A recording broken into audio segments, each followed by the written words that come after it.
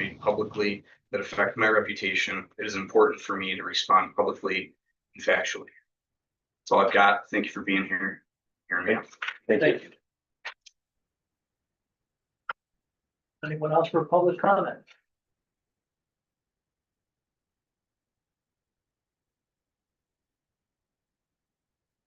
Hi. Hi. Yeah. Just state your name and address. My name is Emily Repass. I'm a Girl Scout in Senior Troop 60796, and I'm president of the Girl Scout House Board of Trustees. In 2023, the Mendon Town Board gave permission to the Toady Acton Girl Scout Service Unit to use the old library building located at 15 Monroe Street. The space had been unoccupied for several years and desperately needed to be emptied of old library shelving and cleaned up before it could be used for Girl Scouts. My sister, Mary, put in over 80 hours of work into this space and earned the Girl Scout Gold Award, which is the highest honor a Girl Scout can earn. This is the only Girl Scout house in the entirety of Monroe County.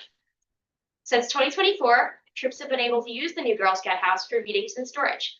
Prior to this, troops held meetings in churches or school classrooms.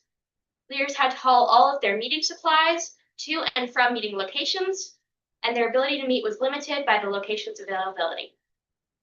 Additionally, the service unit had camping gear, badge books, flags, and ceremony supplies that we stored in garages and basements and barns. These items would sometimes go missing for a period of time because leaders forgot where they were being stored. The Toady Acton Girl Scout Service Unit has been tremendously impacted by having a dedicated space where troops can meet and store their supplies. There are currently 8 different troops that meet at the Girl Scout house. And each troop has their own shelf for supplies. We also have general use supplies like crayons, paper, scissors, and glue, which all troops share. The Girl Scouts have an extensive gear lending program with tents, sleeping pads, cook stoves, water filters, and hiking backpacks that are now stored at the Girl Scout house. Having it easily accessible allows troops to see what is available and spark interest in young girls and excitement about camping and learning to use the equipment. We can't begin to express our gratitude for the use of this space. We hope to be able to continue using it for many years and invite you to come see what the Girl Scouts have done with the house at 15 Monroe Street. On Tuesday, May 26th, we're having an open house from 6 to 7 p.m. and invite the members of the board of the town, as well as the broader community, to stop by. There will be refreshments for all and some small crafts for children. If you are unable to attend the open house, but would like to see the space, we invite you to schedule an alternate day and time that we can give you a little tour. Thank you so much. Could you say the date again one more time, Emily? Thank you so much. It's May 26th, 6 to 7 p.m. And everyone is welcome. Thank you so much. We have a trifold. Thank We can leave with you guys. You can see all the different things we've done with the Girl Scout house. Sorry, it's massive. But we can leave that here if you'd like to. Thank you. Thank you very much. Fantastic. 90 hours is a lot of time. Thank you. My sister put a lot of work into it, so I want to keep it going. Thank you. Thanks. Thank you. Thank you. I'll see. That's very interesting.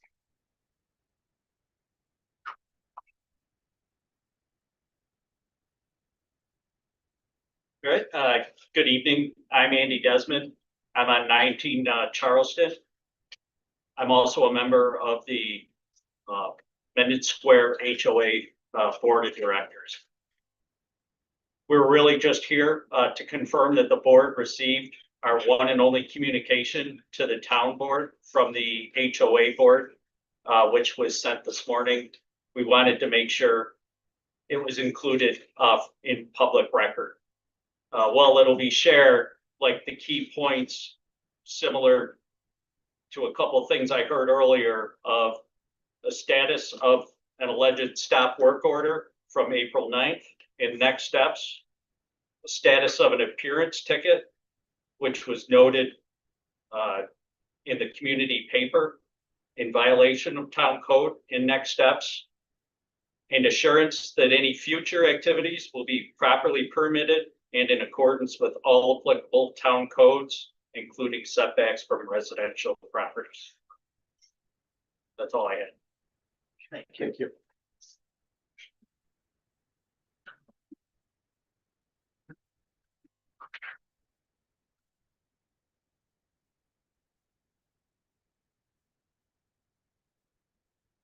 Hi, I'm Kelly Wick. I reside at 29 Hampshire Lane. I just want to make sure that the letter that I sent to the board dated April 15th is captured into records.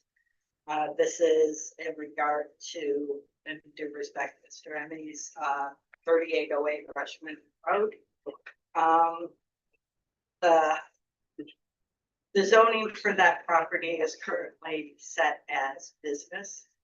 The setback for any driveway is 100 feet from residential property, and which is stated in Article 260-17G, along with zoning Article 260-8D, which is long access way not improved to town standards. Any access way over 500 feet length shall be improved to meet town requirements. I'm not aware that any permits of any kind were issued. Then, not to nitpick, but there is an accessory structure at the above property in chapter 260-17C, Article 1. Private garages and storage building used in conjunction with permitted principal use. There is no residential property on said. And then that's all I had. So it is in the letter I sent on April 15th. Thank you.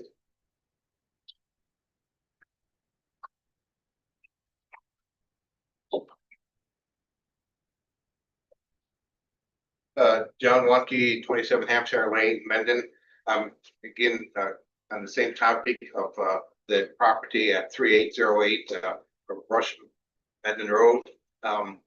The HOA owners are very concerned about possible industrialization of what is like commercial or business property. The stone driveway or roadway that was in there appears to be not for personal use. The cost of such a thing is well beyond what most people would spend for a driveway. It leads to an empty field. So we're very concerned that he has plans that he hasn't revealed yet that would be not according to the zoning. It's not zoned for residential. It's not zoned for industrial. And so if his driveway is not for a home, and it's not for industrial, not clear what it's for. But it is perhaps less than 100 feet from our HOA property line. So we are concerned about the potential use of it.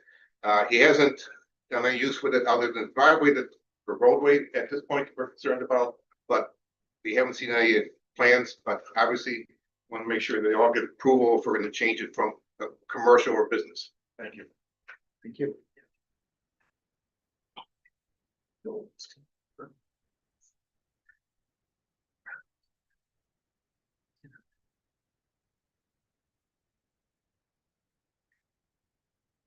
Anyone else for public comment? Okay. Move on to communication, starting with the town clerk. As of today, we've received just over 96% of the tax warrant. We'll continue collecting through May 31st with the additional 6% interest and $2 notice fee that is added between the 11th and 31st. We've officially received the new Sharps disposal kiosk in my office, so it's there for use between business hours. We've already had 4 or 5 residents drop off and have received a ton of positive feedback from the communities. We're in the transition of our new software program that'll go up, the whole town, but my office will be going live on June 1st. You're going to notice a lot of differences in monthly reporting and all of that, but we're going to try to keep this consistent as possible. Just bear with us. I've been working closely with Complete Payroll regarding the New York State retirement reporting. Hopefully next week will go, or next month will a little more smoothly. we have a budget and reserves training on May 20th with Laura Landers. She'll be providing a brief session on those items. And I believe Joe and Kim are attending that from the board, so that's good. The town of Rush is holding a public hearing Wednesday regarding the solar moratorium that they're hoping to get. So if you want any more information on that, you can go to the town's website. I've posted it there. The New York burn ban ends Thursday, the New York State burn ban. So I just remind everybody to get your burn ban through the building department. It's especially helpful when multiple residents report smoke or fire activity and prevents 5 fire trucks from showing up for your s'mores cook-off. The tentative 2026 tentative assessment roll has been submitted to my office and posted to the town website, if anybody's curious. And Adnan Kennels, who has agreed, they take our dog control, our dogs. So they failed the New York State inspection this year, not to their fault, really. New York State has upped the parameters and laws that they have to have in order to be a dog kennel. So I did ask, like, what can we do? And their solution was take them to Corning. There's a shelter that complies at Corning. So, you know, that's helpful. We're gonna research some more grant opportunities for that. There's RFQ posted for 13 Victor Menden Road on the town's website. That would be the most up-to-date and current. And I did receive a response from a Dave that would like read into the record, and it says he has a couple questions about the posting of an RFQ at 13 Victor Menden Road. The address is for a private residence. Does this mean anybody in the town whose properties border the creek is eligible for free erosion abatement by the town? Is it legal to offer it to one taxpayer but not the others? Just curious how this was decided on, and was it voted on by the board? A response would be appreciated, Dave, and I think I forwarded that all to you. I sent over approval for the gaming license and fireworks display for the carnival, so they're all approved and ready to go. I've also approved 2 other fireworks displays. One's on June 18th at 9:30 p.m. on West Winfield Road, and the other one that was approved for June 26th at 10 p.m. On Pond Road. And I will put that information on the website also. And then we did have a resident reach out about using the community center for a driving class in the parking lot. And I think I forwarded that all to the board also. And that is all I have. Hey. Highway superintendent. Present. First of all, the brush pickup will be completed by Wednesday this week. Then we'll be aiming towards working on some catch basin replacement repairs, some other road repairs. Prior to the Fountain Hill Road project, which will start right after Memorial Day.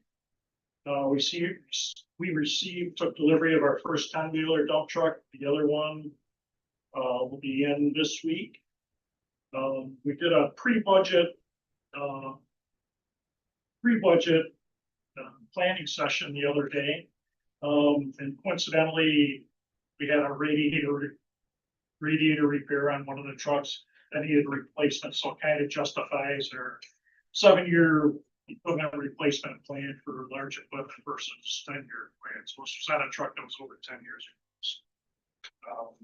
The radiator alone was $3,700 plus hoses, clamps, other stuff like that. The wood chipper is in service. I'll be meeting tomorrow night with the Mendon Fire Department regarding the Taylor Road closure for right after Memorial Day. The Highway Department will be participating in the Mendon Festival later this month. And hot off the press, the Taylor Road closure at Chamberlain Road, they're going to do water main relocation. That'll be on June 8th. And then the closure for that will be at the end of July, first week in August. So Keela Construction's doing the work and they're gonna coordinate those between the Bout Hill Road and the Taylor Road jobs. I mean, and works. That's all I got. Thanks, Steve. Town engineer. Good evening.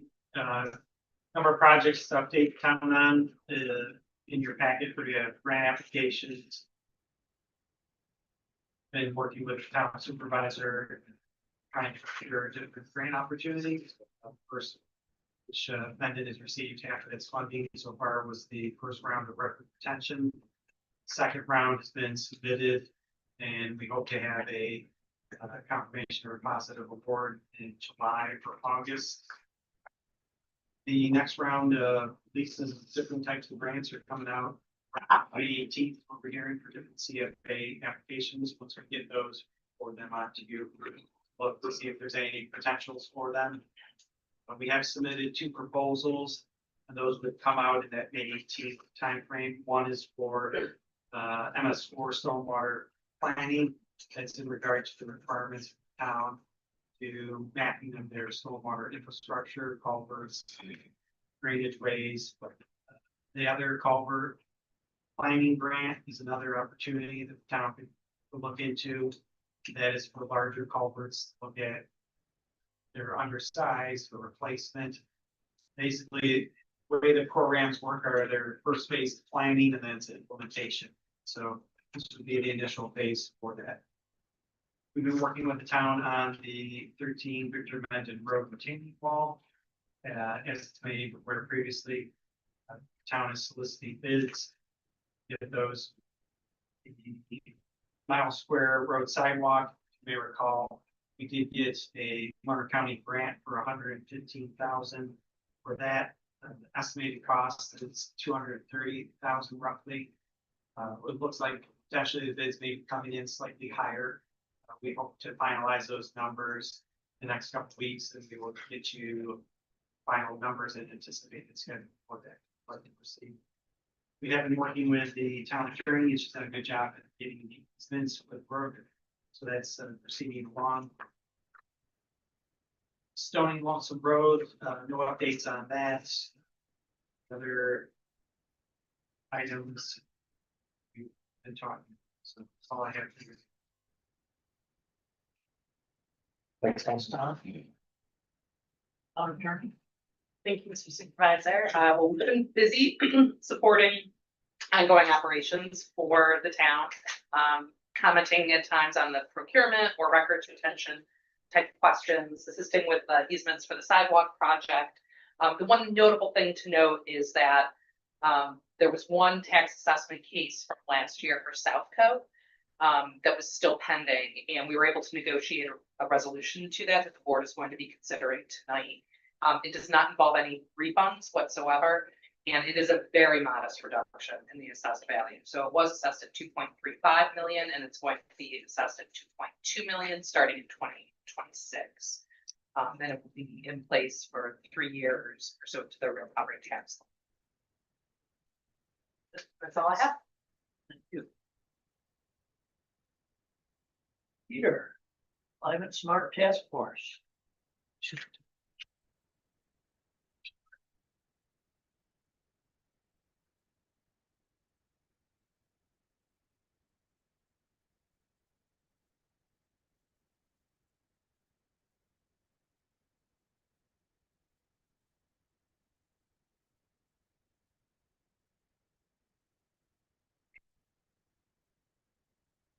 Are you ready, Peter? Yep, just waiting for that fire up here. So should be coming on. It'll take a couple minutes too. I'm sorry, I might have to turn the light on. Sure, yeah, or at least half the lights. Thanks, Danny. He's good. I thought you were gonna stand in for Peter for a minute, Bob. So, okay, I believe also you should have been provided with a copy of the presentation. The color on the projector is not perfect, in case it's hard to see. And then I also prepared a brief handout to supplement the presentation. I hope you all got that in advance. of the meeting. So good evening, members of the board. To start, I want you all to imagine 5 years from now, you're standing in the checkout line at HFMP, and the person in front of you says, you know, I really liked what you did a couple years ago. It was on time, it was on budget, and it was on the cutting edge. There are a lot of things you can do as a board that'll lead you to this conversation. But what I'm about to share with you tonight is how the Climate Smart Communities Task Force can help you get there. I remember to turn my clicker on here. Sure. Here we go. So some of you may be asking what the New York State Climate Smart Communities Program is. Well, it's a New York State initiative that provides guidance, technical support, and grants to cities, towns, villages, and counties to implement locally driven climate actions consistent with the 10 pledge elements as listed on the screen here. Local governments can then earn recognition for completed actions and achieve various certification tiers. So the town of Mendon became a registered climate smart community when the town board adopted the 10-point pledge last fall. So you can see we're the top tier of certification, the baseline tier. So the certification system advances from bronze to silver with a gold level currently in development by the state. Each progressive tier requires communities to implement more robust green initiatives, which in turn awards them higher priority for state energy, infrastructure, and environmental grants. So now that everyone has a better understanding of what the program is, we have this distinct opportunity to position the town of Mendon for long-term success. Today, I'm presenting the task force strategic goal of, by the end of the year, identifying a pathway to bronze certification within the CSC program. Our roadmap will be built on 3 distinct principles: staying on time, remaining on budget, and putting Mendon on the cutting edge. This isn't about just earning the title. It's about creating a clear pathway that builds on our strengths, improves our operations, and unlocks new community benefits. By establishing this roadmap now, we'll ensure Mendon to be a forward-thinking, well-managed community. So why bronze certification? So it's just not about recognition. It also unlocks vital state funding that I already mentioned. By earning points, Mendon gains a competitive edge for upcoming infrastructure, energy, and environmental grants. By implementing certified actions, Mendon will benefit from cost savings through greater efficiency, conservation of green spaces for recreation and biodiversity, and greater engagement with residents who care about the future of their hometown. So where do we currently stand? To achieve bronze certification, the town must reach a minimum of 120 points. The good news is that we're not starting from scratch. In fact, just by the town establishing the task force and appointing a coordinator last fall, the town earned 30 points. On top of that, Mendon has already completed several eligible actions over the past few years. Our first step as a task force is to catalog these existing wins. From there, we will identify the specific combination of future actions needed to cross the finish line. We will focus on what is necessary to reach that 120-point mark efficiently, with an emphasis on low cost, no cost, community first actions. So that goes to our timeline. So here's our clear timeline for getting this done. During the second quarter, we have already been cataloging the actions completed by the town. During the third quarter this year, we hope to expand our efforts to evaluating the program's remaining offering using a rubric that prioritizes low cost, no cost actions consistent with Mendon's rural character and community priorities. By the end of the year, we will deliver to the town board the Town of Mendon Climate Smart Communities Bronze Certification Pathway Report. This structured timeline guarantees that we move forward deliberately while keeping us on time. And I'll add as a bonus, I've included the annual cycle for both the DEC's Climate Smart Communities Grant program application due date, which is every July, as well as when the tentative town budget is presented annually in September. So we're not asking the board tonight for any approvals. We just wanted to share what the task force has been working on and what we will be working on between now and the end of the year. As exemplified by the fact that we have 2 town board members on our task force, we are encouraged by your continued support to make this goal a reality. We look forward to building a recognized, sustainable future for the town of Mendon. Thank you, and I welcome any questions from the board. Peter, this was fantastic. Really proud of the work you and your committee are doing. This is wonderful. So, thank you for your very eloquent, clear pitch to us. So, like I said, the handout goes in a little bit more detail as to what that year-end deliverable will be. And I want to stress both to the board as well as members of the public. So the task force isn't going to be taking on any new actions at this point. All we're doing is doing the research, organization, evaluation of potential actions that the town board could then determine if it's something that they want the town to actually implement or install.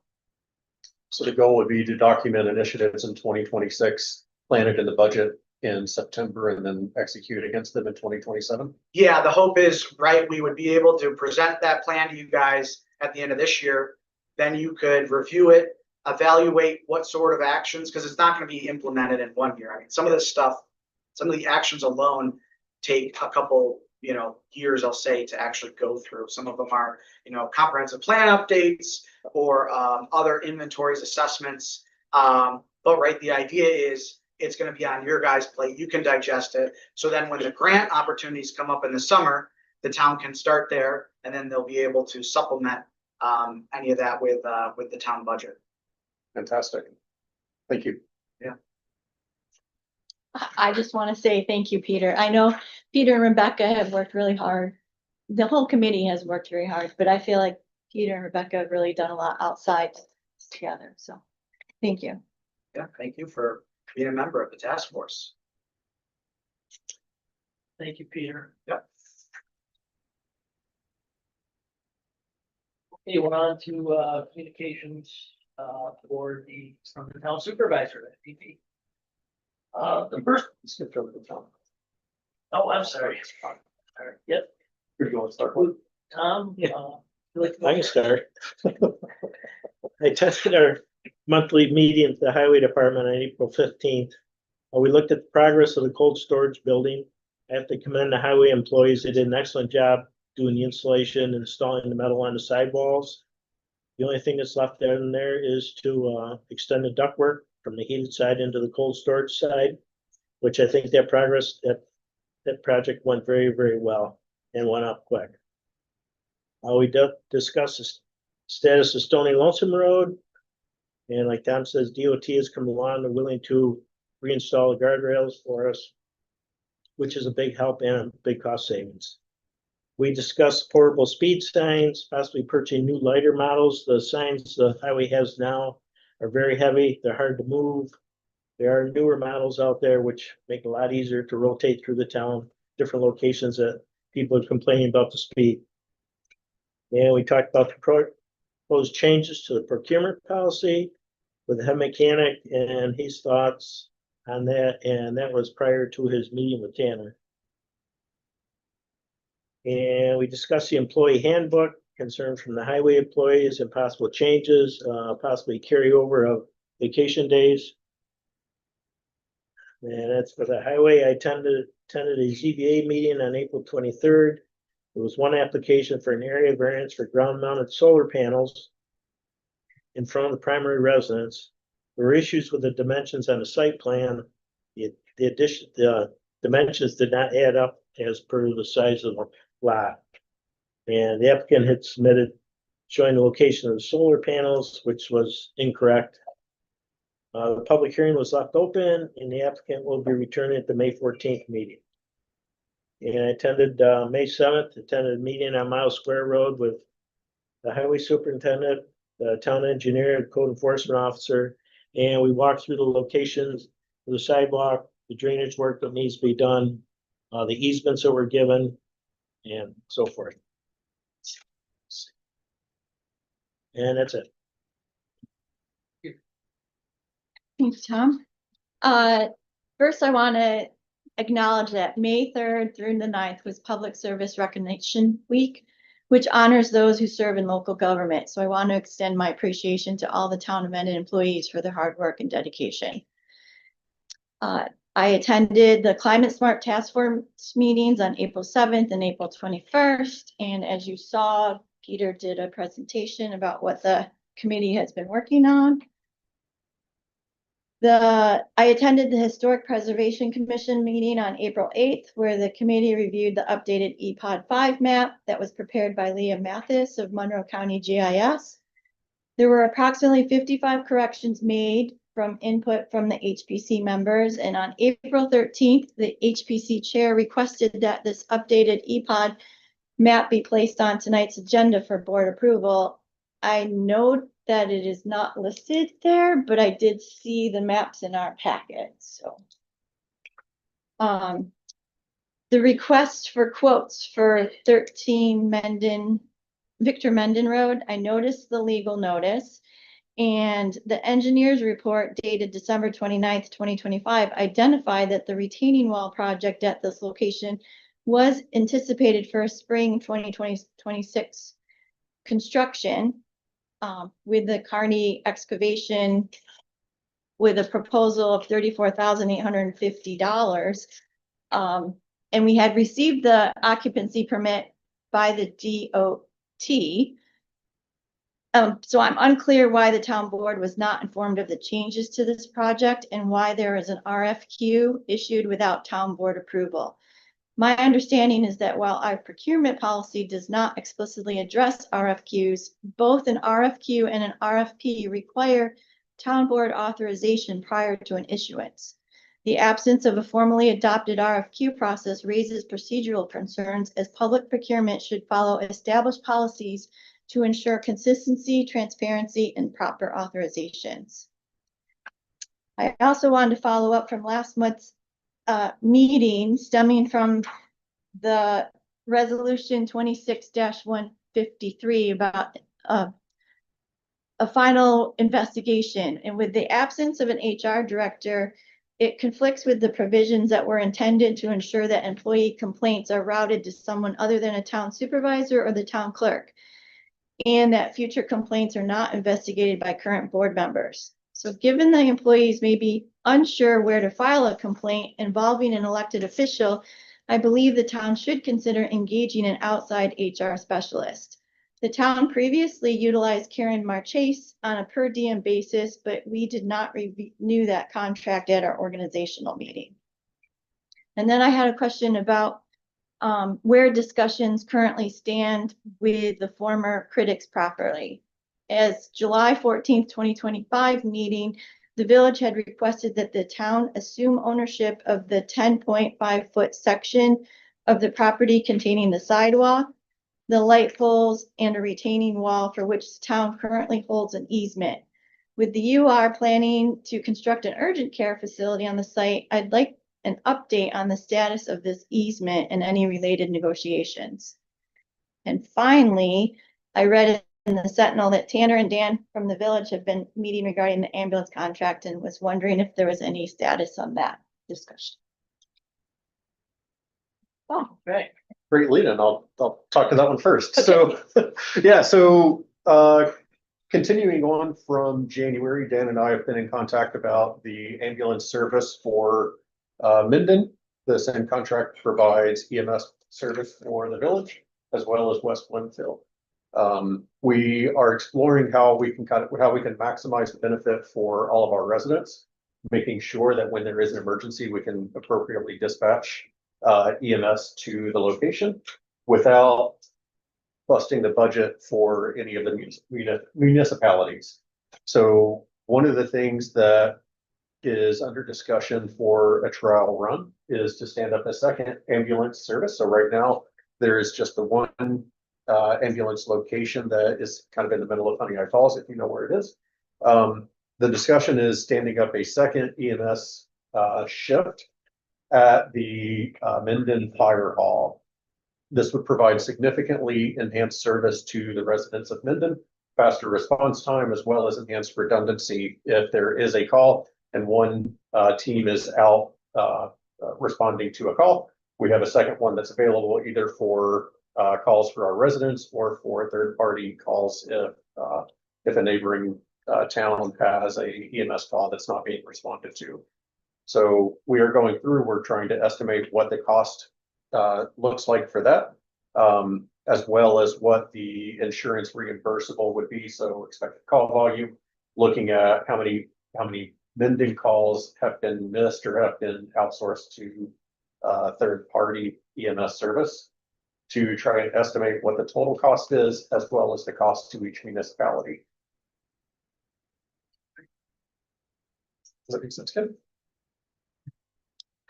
So as we put together both of those numbers, we'll come back and have a more formal presentation. But that's where we are right now for that. There was no planning board meeting since the last town board meeting. There is one scheduled for next week.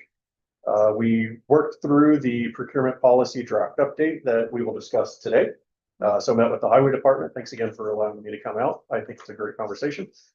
As well as had a couple notes this week from some of the other budget owners, as Mendon town employees. So we'll cover those as we talk about the draft procurement policy. And then review the town buildings and facilities use policy that was raised last month. Attended the memorial ceremony for Don Mins, who was an American Legion, a veteran and resident of Mendon for almost his entire life. He unfortunately passed away last month. The American Legion, along with some of our uniformed service members, had a fantastic ceremony for him.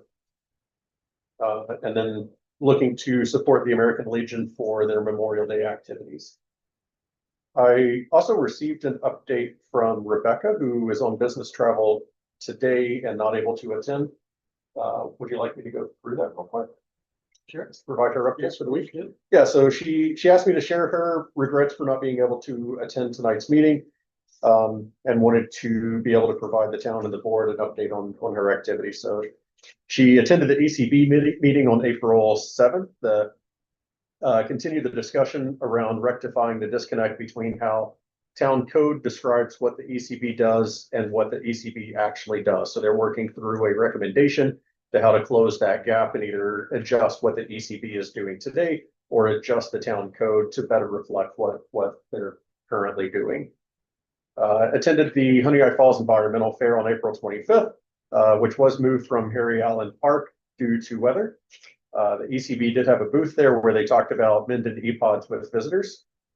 Attended two CSC Climate Smart Task Force meetings on April 21st and May 5th that Ken talked about. And then attended the library meeting on May 4th. So the library was selected for a $17,000 grant to build a library walk in the town of Mendon that includes educational installations on town property about the library.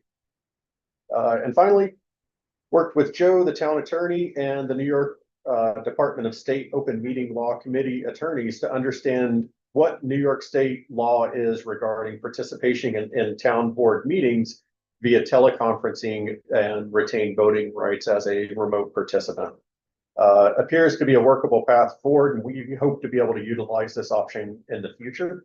I think this would be a really good benefit to helping attract additional people, working professionals, single parents, to be able to participate and help support the town. So really excited to see how that turns out. Okay, thank you. Hey, on to supervisor's communication. The first part of my reports to provide and inform you, the public, for the record, on a payroll matter that occurred. That was easily handled and no fault of anyone here at Town Hall. What happened is all of the paychecks that we run every 2 weeks, 2 checks were kicked out of the bank's automated system due to what they said, the bank said, was inconsistent signatures. This is a bank glitch, and because it is an automated system, it happened when the bank was closed, I received no notice, not until Monday, Tuesday. As soon as I found out, I investigated what occurred, spoke with the bank, who informed me that new checks would have to be processed for the 2 employees. I asked the payroll company to issue 2 new checks. They did this and forwarded them within a couple of days. I contacted the 2 people involved and got them their checks. Contrary to some naysayers on social media that are persistent at sharing only some of the information, the town has never bounced a check while I have been here. In fact, these payroll checks did not bounce at all. There was plenty of money in our accounts. At this time, I'll read the email to the bank to you. Dear Mr. K, as you know, there was a big problem yesterday that cost me a good part of my day to correct. The glitch in the bank caused 2 of our employees a check that did not get processed and proved to be very embarrassing for me and my staff and the board. You instructed us that the checks are no longer good and therefore we would need to issue 2 new payroll checks to the individuals. The issuing of these new checks cost us $76.66, plus each of the 2 employees incurred a $15 charge that the town has to reimburse. I will appreciate it if you would please reimburse the town of Mendon for the $76.66 plus $30. I've attached the invoice from the payroll company. Baker responded, "Good morning, Joe. I apologize for the inconvenience that this has caused you, your employee, and your employees. Tiffany will process the attached invoice and will credit your account at the bank. Regards, Frank Kapusta." So I'd like to enter this into the record. Emails.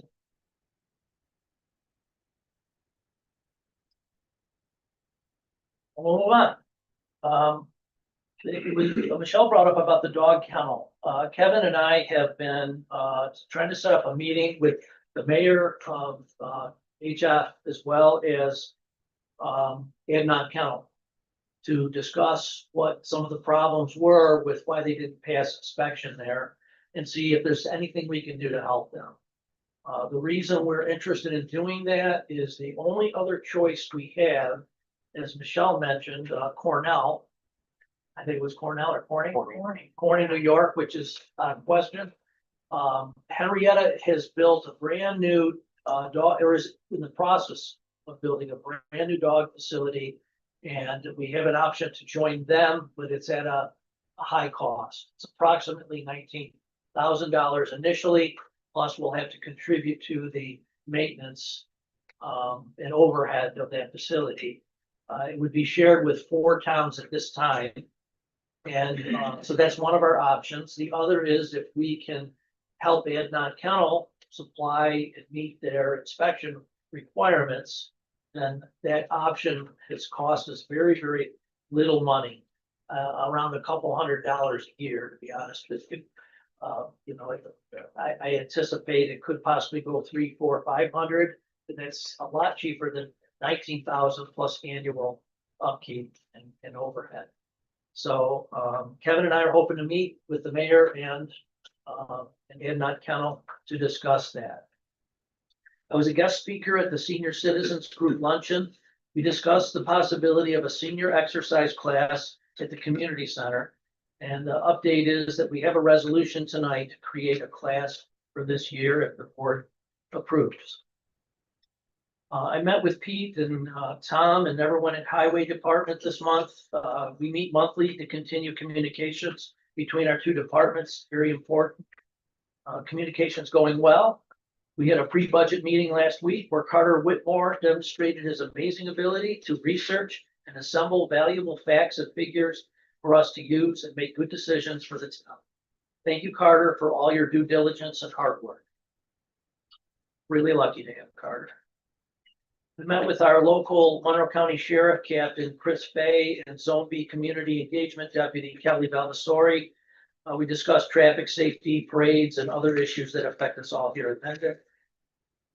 I had conversations that our conversations continue with Brown and Brown and Representative Nick Stablenko and Molly Angeline is here tonight to learn about a better and cheaper plan for health insurance for our Medicaid recipients. I attended a Monroe County Online Emergency Management Plan training It's a second live training will take place in June. I will be attending that. This work will lead us to the task of updating our emergency management and disaster plan for Mendon. Our current plan is dated from 2021, not too old, but should also be reviewed and updated. I attended a 2-day finance school put on in Canandaigua by the New York Association of Towns. It's extremely professional, very well done, really high quality education. The highlights I learned about were budget analysis and review, developing an effective budget, using financial reports to analyze finance, creating reserve funds, seeking competition and procurement, fraud prevention and detection, and public health emergency plan. It was a busy 2 days. I worked on the employee handbook with complete payroll. We now have a draft to preview. I received it late today from our new payroll company. The cost of this work is included with what we are already paying them. And I'll be sharing this draft with the board electronically for your input. I met with a Verizon rep on a possible new phone system for the town. Turns out we're better off with our current system, and we're be saving more money with our current system, so we're sticking with that. I explored a modest upgrade to our HR plan with complete payroll. Pricing for that is broken down by employee tiers. For 51 to 100 employees, which is where we're at, the cost ranges around, well, it's a big variation between $100 a month and $6,000 to $7,000 a year. So big difference there, big disparity. We have some work to do to learn. I will be learning more and more about that and sharing that with the board as I learn more. Kim, I hear you. We definitely need to have more HR.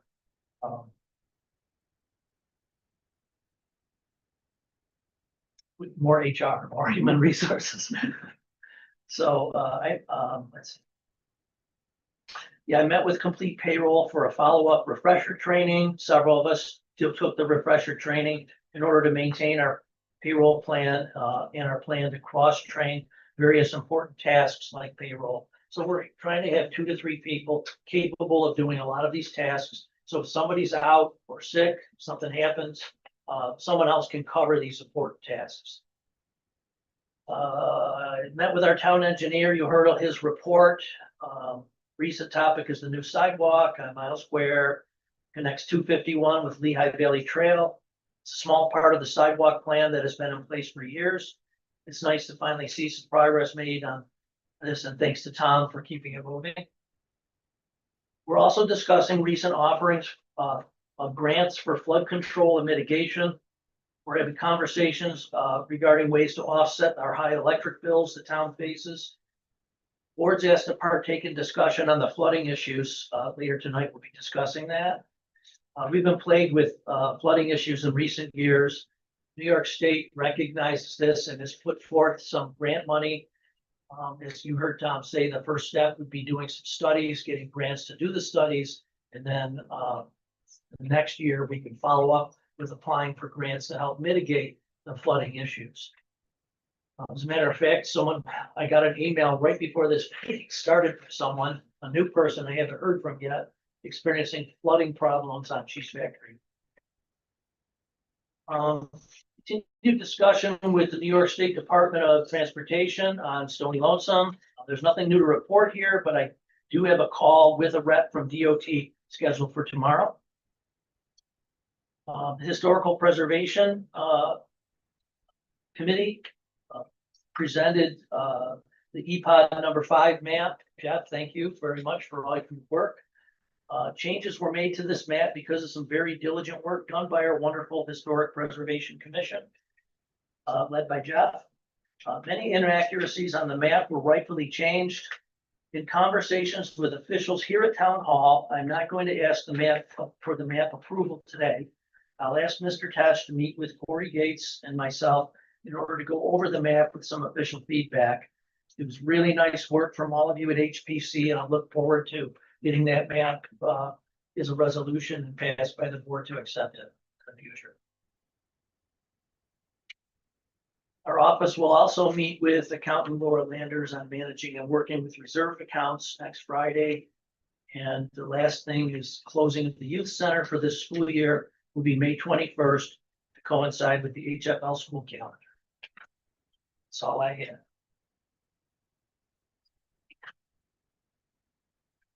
You're saying May 21st.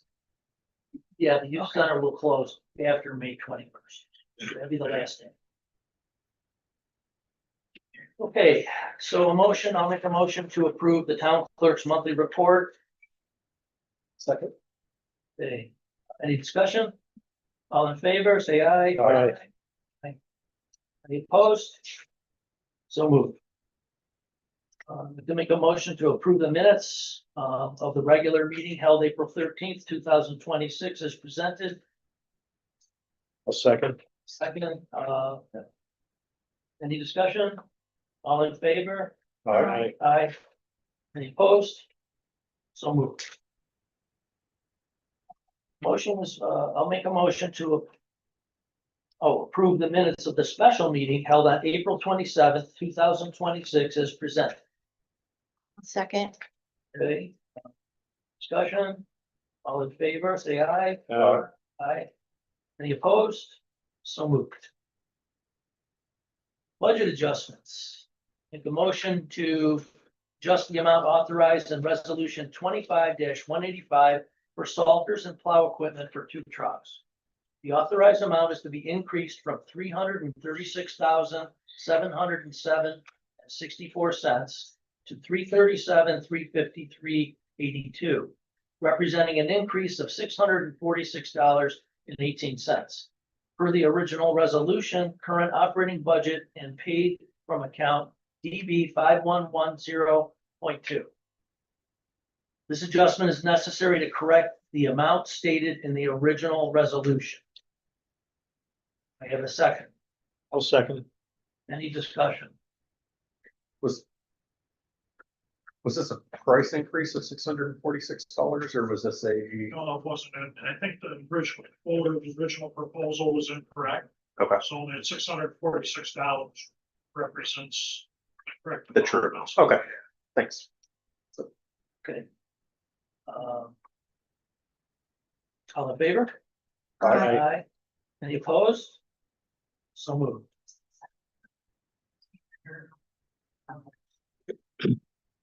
Abstracts of audited vouchers. Somebody? Yep. I'll make a motion to approve all claims and vouchers number 26-225 to 26-238 on general abstract 26-5 in the amount of $28,278.40. I'll second.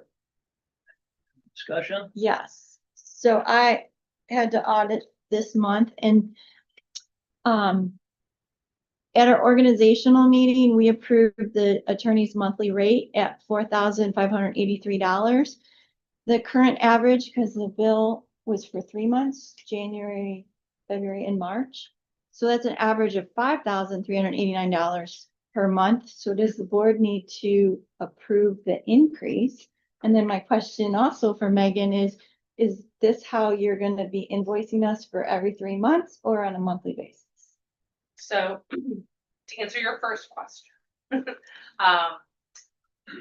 yes, the board should, but by approving the payment of the invoices, you should be fine. We don't need to do anything special.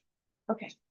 I had waited for 3 months, hoping that they would kind of even Even out out. a little bit because there was a bit of a learning curve. Mhm. In January, there was an additional meeting as well for the organizational meeting. And it did, it corrected itself a little bit, even though it was in effect. So As February for- was under our quote, yes. As for how you'd like it billed going forward, we can be flexible on that. We can do monthly, we can do every 3 months. I've got clients who do it both ways. So whatever works for the town, we'd be happy to accommodate. It's however, who's paying the bills, but I was just curious.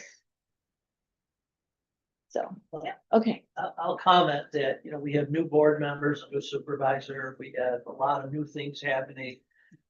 We have a lot of activity, we have various town employees that have needed the resources of our town attorney. And it stands to reason that these first 3 months would be higher than what we had planned. I'm hoping we'll do some catch up. And as we get more used to everything and each other and everything will even out and be good.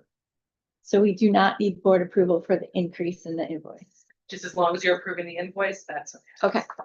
All right, my, These are- Can you amend your original resolution to say that then? Because the original resolution says that they need to. for any overage, For yeah, any overage. Yeah. That's the original. Yeah. resolution. So we should amend that. You could do that.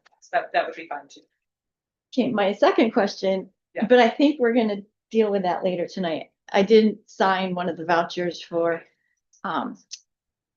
clothing reimbursement for a seasonal employee because they don't put benefit. But I see there's a resolution for that, so that takes care of that. And then glad you addressed the employee because I was questioning why there was a returned check fee. And you answered that, so thank you. And then I'll go on to general abstract B. I make a motion, oh wait, you don't, you have a second, you need to approve Yeah, everything. yeah, so all in favor? Aye. Aye. Aye. Any opposed? So moved. So going on to general abstract B, I make a motion to approve all claims on vouchers number 26-239 to 26-274 on general abstract 26-5B in the amount of $53,084.63. I'll second.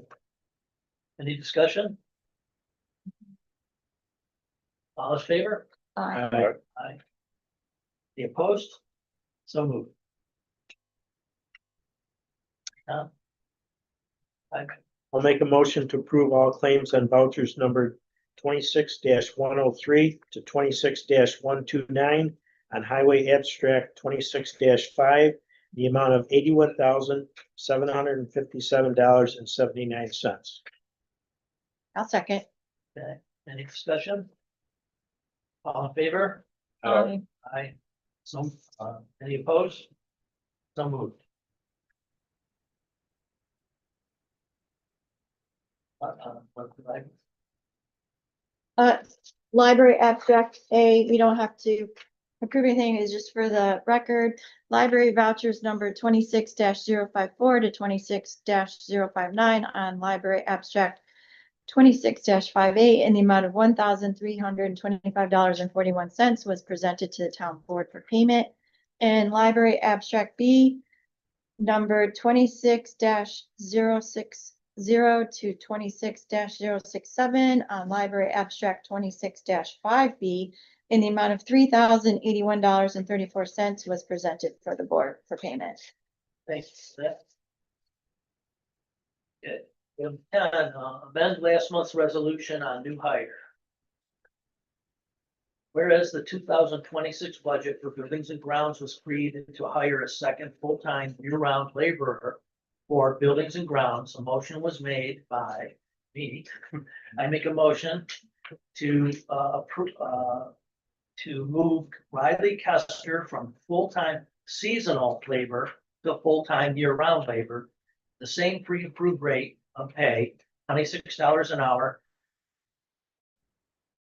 be paid from account A1620.1.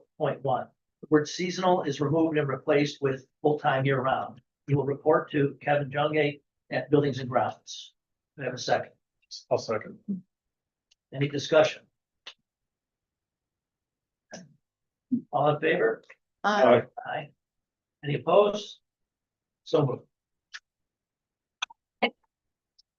So I move to authorize the purchase of two 2026 Chevy Silverado 3500 HD four-wheel drive trucks from Joe Bassel Chevrolet for the Highway Department to replace current truck number 6 and for the Building and Grounds Department to replace truck number 7, which was sold in auction. The amounts not to exceed $131,882 or $65,941 per vehicle and be paid from accounts DB 5110.2 and A1620.2. Do I have a second? I'll second. Any discussion? I would like some help in clarifying. So we increased the DB. Well, first of all, are each of the trucks, the 65,000, one coming from DB 5110 and the other one coming from A1? Yes. Okay. So there's plenty of money in the A1 account, but the DB 5110.2.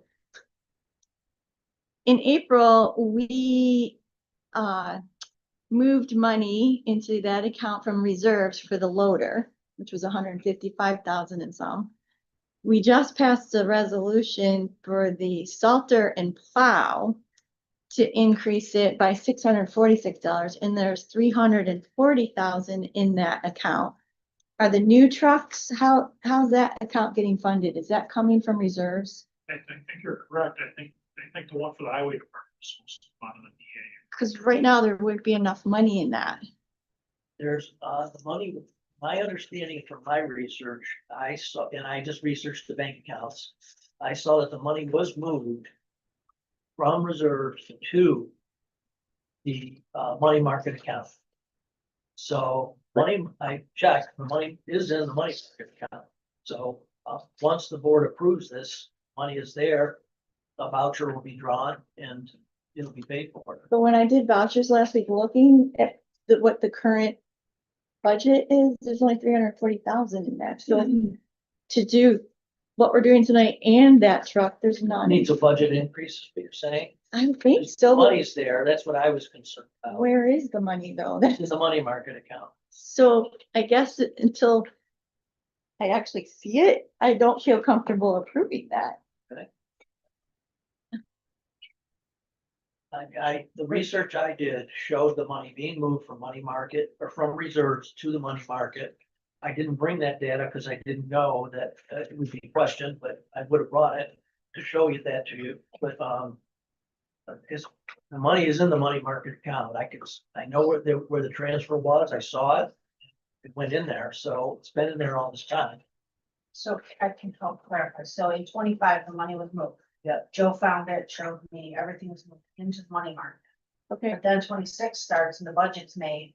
That money should have been put back into reserves or added to that line. It's just sitting in limbo, I guess. Everybody. So technically, you need to do a budget adjustment to put the money in there before you. So that's why technically You're I right. can't see it. Yes, nobody can see it. The only reason. Well, you Joe went can back see and said he found it, so- it. Joe can see it.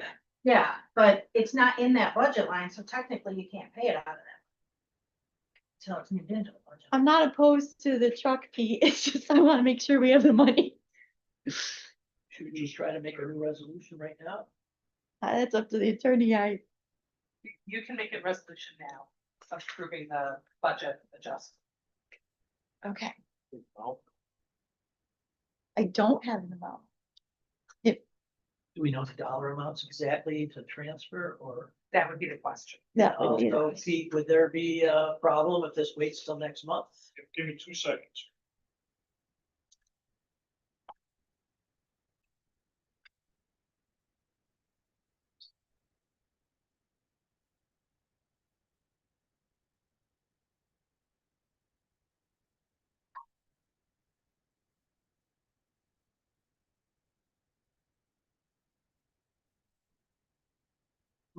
I think we should pay that.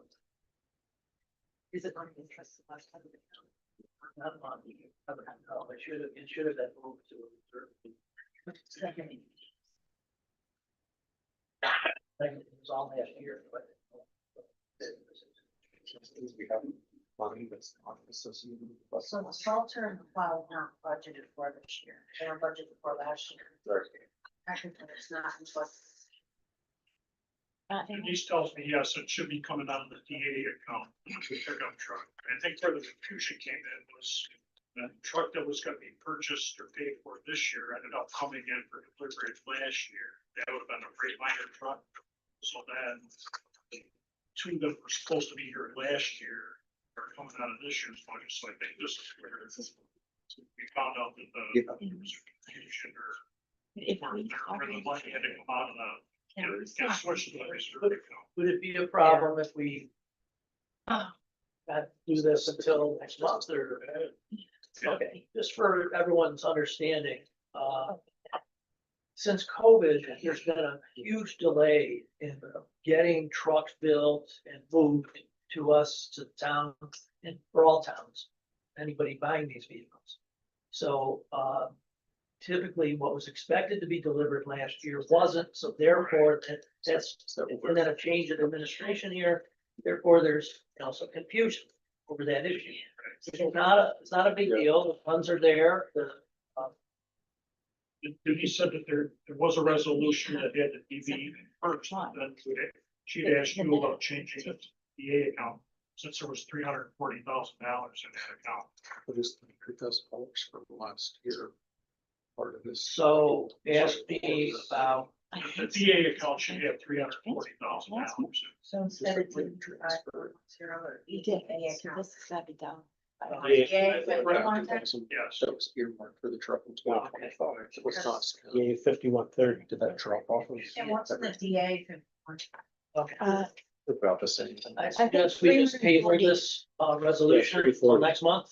As long as Yeah, there's 5130. no negative effect on highway equipment. 340. It's 340, it's the same amount, 340 is in that account too. So they want to change that.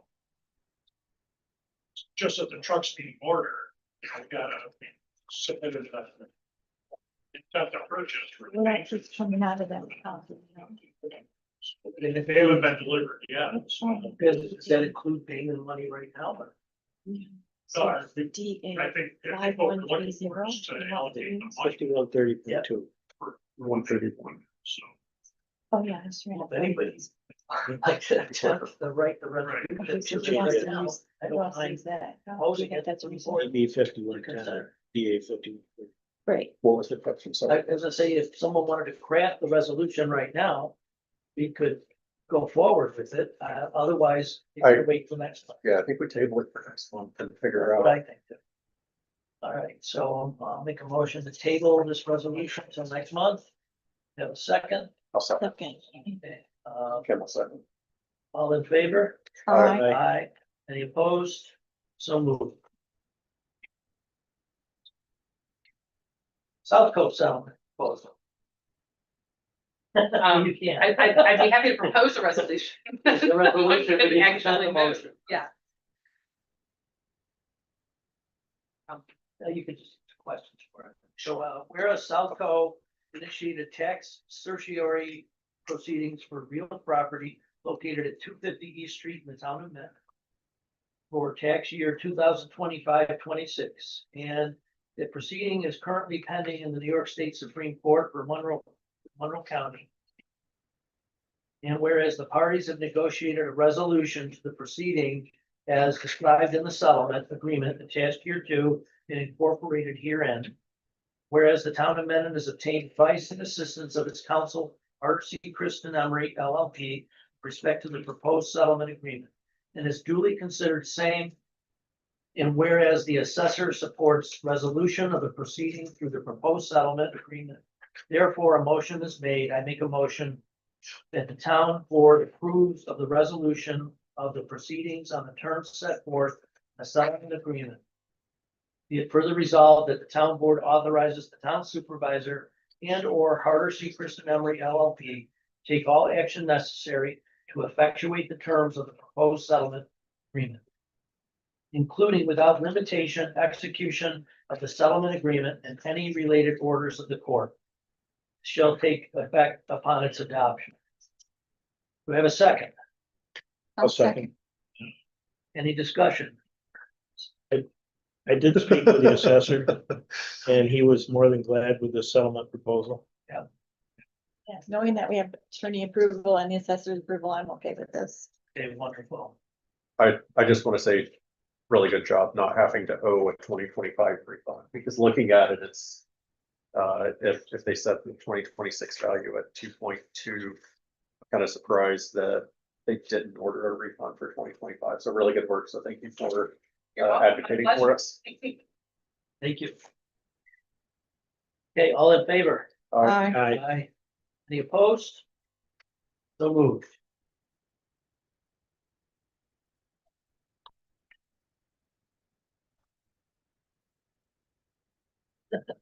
All right, so Whereas the town of Mendon is committed to providing comprehensive cost-effective health insurance benefits to its eligible employees, and the town is undertaking a review of its current health insurance coverage, including cost, benefits, and administrative services. Working with a proposal from Brown and Brown has been submitted to provide health insurance brokerage and related services to the town, demonstrating competitive pricing, quality coverage options, and professional support. Whereas the town board has determined that engaging with Brown and Brown is in the best interest of the town, its employees, and taxpayers. And whereas the town board affirms that that employees' current health insurance plans for the 2026 year shall not be affected by this transition. And whereas the town board further affirms that retirees and Medicare eligible participants may elect to remain on their current health insurance plan through December 31st, 2026, or may choose to transition to the new plan offerings provided through Brown and Brown. And others as identified in the agenda. So, second. I'll second. Okay, discussion. And we have Ali here to answer any questions for us. Good evening, everyone. My name is Molly Angeline. I'm with Brown and Brown Insurance. I've been with Brown and Brown for about 12 years, and I have 15 years experience in the employee benefits space. Brown and Brown, our office is right by the Liberty Pole downtown, but we do have 23,000 employees nationally. We're headquartered out of Daytona. And really what that allows us to do is bring national resources down to our local customers. So Nick Stablenko was at the meeting last month. He couldn't make it. He had a conflict with his 10-year-old daughter, but we work very closely in tandem, and I specialize in the municipality benefit space. I don't know did you want me to kind of run through the presentation again, or maybe just more have some questions? I don't think so. I think just answering some questions would be helpful, and Absolutely. see if the board is so moved to see the benefit of this for our Medicare recipients. Absolutely. So I wanted to say thank you for the quick and comprehensive responses. I know after the meeting 2 or 3 weeks ago, there has been a lot of dialogue between kind of your Brown and Brown employees and myself, and kind of working through Joe. Really good responses. Really appreciate the additional insight and some of the benefits to our retirees and our Medicare eligible residents. They were great questions. So thank you very much for the quick responses. I know there was a lot of time invested going back and forth, so I just wanted to say thank you. You have any questions for her at all? I do not. So for the abundance of clarity, you've looked through the MOU and the intermunicipal agreement, and there's no I red just received them flags. before them. Okay. So I would be glad to look at it. You could Have you seen absolutely Approve us into it. approve it subject to. Subject to- And then You did? this resolution would be for our town retirees. And then we'll look at the employees' plans, whatever they come out in September. So I think the consortium provides a very good option for us. Oh, yeah. you go. Yeah. So I don't have any further questions. Thank you. Of course. But I would like to say, and just clarify, this affects 6 to 7 people that are retirees from, well, they could be also working and collect on Medicare. Mhm. But that's how many it affects. The town stands to save $1,000 a month for the rest of the year. We have no obligation to continue this plan after next year. Matter of fact, all the new rates will be coming out in the fall. And we'll be reviewing those rates, seeing what Brown and Brown has to say about our Medicare recipients, as well as all of our town employees. And what they have to offer. We can compare that with our current broker. We can compare that with another group that's out there. And we will be shopping in the fall, just like everybody else does, for health insurance once the new rates come out. There's no crystal ball. There's no way to predict what they will be. We can look at, Tanner suggested looking at the past years, and there has been a considerable between 7 and I think, depending on the year, 14% increase. Oh, yeah. Every year. So we can look at that. We all know what it is. We all pay it. We all, Oh, yeah. honestly, we've got a couple motives here and, one, in our Medicare recipients get better care, better coverage and can the town save money? That's what's happening here. The town, according to everything I've read, spent a lot of time on this.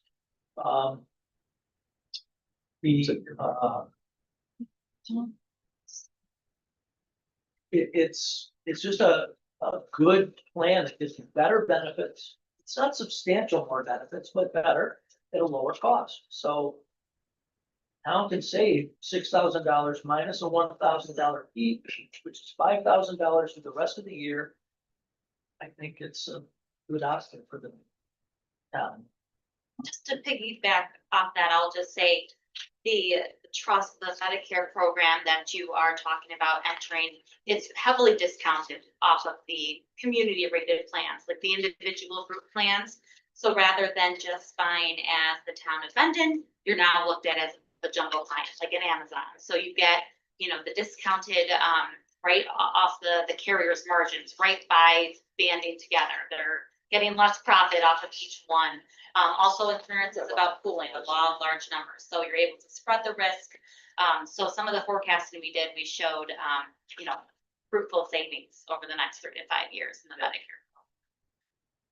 The other problem that this corrects is we have not been competitive in attracting new employees, especially at Highway.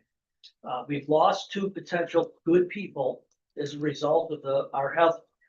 So going down the road, we will be looking for trying to have better health coverage to be more competitive.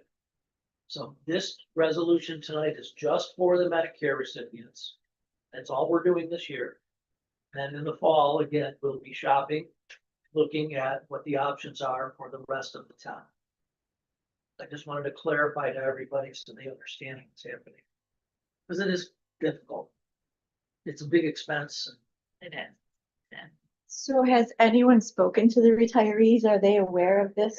Good question. I have not. And the reason is, I don't know of any entity. I've worked in business that provided healthcare. I have worked for a school that provided healthcare. I've talked to many business owners. Nobody includes the employees in selecting the broker. Nobody does. So that's all we're doing here is selecting the broker, which happens to have a better plan than what we currently have. The other thing I want to clarify is Brown & Brown has really gone to the mat in terms of educating us what we don't have, what we do have. They've spent a lot of time on their own accord getting us information that we can use. Our current broker, wonderful man, but he hasn't been there. He has not provided, he's provided some emails to me, but they have nothing to do with saving the town money, creating a better plan for our employees. So I just wanted to say that. That's why we have spent so much time with Brown & Brown, because they have been reaching out to us, bringing forward information that we can use to make the best determination for our employees and our town. And there are currently 22 other municipalities in the Medicare Trust. Some of the names, to just read them off: Town of Grace, Town of Barrington, Town of Pittsburgh, Town of Farmington, Brighton, Village of Bath, Town of Rush. So it's a tried and true group. And there's about 2,000 retirees in it right now. And we have key account service for Marcellus, because again, it's a larger group. So we say jump, they say how high. And again, there's really no like termination clause or anything like that. It's, you know, in a year or 2 years, Town of Mendon chooses to go back to the community pool. They certainly can. So on the resolution, it says that our retirees and Medicare eligible participants can elect to remain on their current insurance plan. Is that gonna be a cost savings to us? So if you wanted to give them the option, you could. I would just say that for it to be a true group plan, there really should be 2 people enrolled on the old Excellus plan, because if there's just one person, then it's an individual plan, not necessarily a group plan. But as long as you have 2 enrolled in that plan, you can they can still stay on that if they would like to. And we have seen some municipalities do that, maybe in year one. Eventually they all have come over to the trust plan eventually. And it's my understanding that we have currently 2 retirees that do the opt-out, which is already saving the town $10,000. So if we go with this plan and they choose to move to the new plan, that's not gonna save the town that money any longer? So what I would say there is you control the eligibility, so it would depend obviously like on their contract or your handbook when they left. If they do they have to take the plan immediately when they're retired? Can they come back after 5-10 years? Do you know if there's language that even allows I that? don't know, and I would like to know that. Yeah. I don't know if we have language in there. Yeah, and even implementing a new plan is a fine time to add that language at that time too, if you wanted to. I don't want to harm any current employees, and I understand the importance of having a family plan in order to get new But employees. that's to down the retain. road. I understand that, but I also don't want to harm our retirees. So if we move to do this and then they can't get back into the old, I don't want to see that happen. So. As going through the side by sides, it looked like, in my opinion, an edge case of where it would not be a better plan potentially. And I think that was part of what we talked about over the past couple of weeks. If a current retirees provider is not in Medicare, it doesn't accept Medicare, then they would be out of network for this plan. But in going through the 2 different plans, the passive enrollment, I forget what the term is. Passive PPO. Yeah, passive PPO is much more encompassing than what we have today. I think it's highly unlikely. Again, I think it's a pretty extreme edge case that the retirees provider is in the Excellus in network, but doesn't take Medicare. Yeah, I think it would all be about communication. I mean, if you're sending the information to those retirees, if it is in your handbook that you advise that you're gonna update them of any changes, but, and from what I've seen in dealing with this, in the past with many groups, is they just send it to the current people that are on their group plan. And I think obviously there is savings on the retiree side as well as the town side. But I'm not sure if it would be enough for, they're taking the opt out right now, right? And I just don't know if it would be like crazy if they're all jumping on, right? I mean, it's a better plan, but if they're already kind of doing their own thing, I don't know if, maybe I'm wrong, maybe they're gonna, but that's why maybe you add some language when you switch, and that's like a good kind of procedure going forward, because you want to know what your budget's gonna be, if your budget XYZ, but 3 years down the road, you don't expect, and that could be any kind of healthcare, if you offer dental or whatnot, how long do they kind of have to return and then come back? There's gotta be some sort of parameters. I'm more than happy to hold a meeting and have you come and explain the plans to the 6 or 7 people and let them choose, go from there. And we have Excellus handle most of the communication too, so it's coming right from the horse's mouth there. Any other questions? Molly? Thank you for coming in tonight. Thank you. Well, I received 2 emails for public record down now. Okay, with this resolution. Yeah. Okay. So back in March, we had met with our current broker now, Dan Boxford.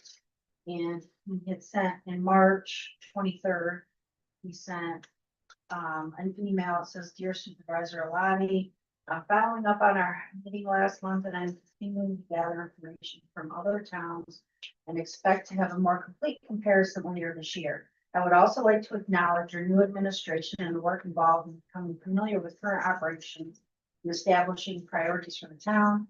I understand that transitions in administration may include a review of existing professional services.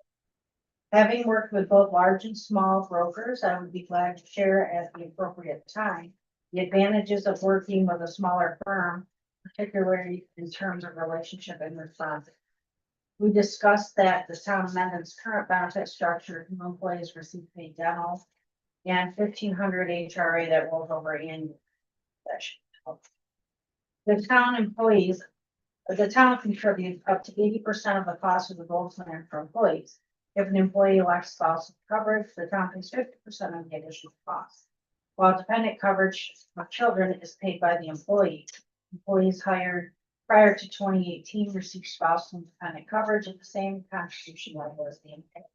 Employees who waive medical coverage receive a buyout of $4,200 annually.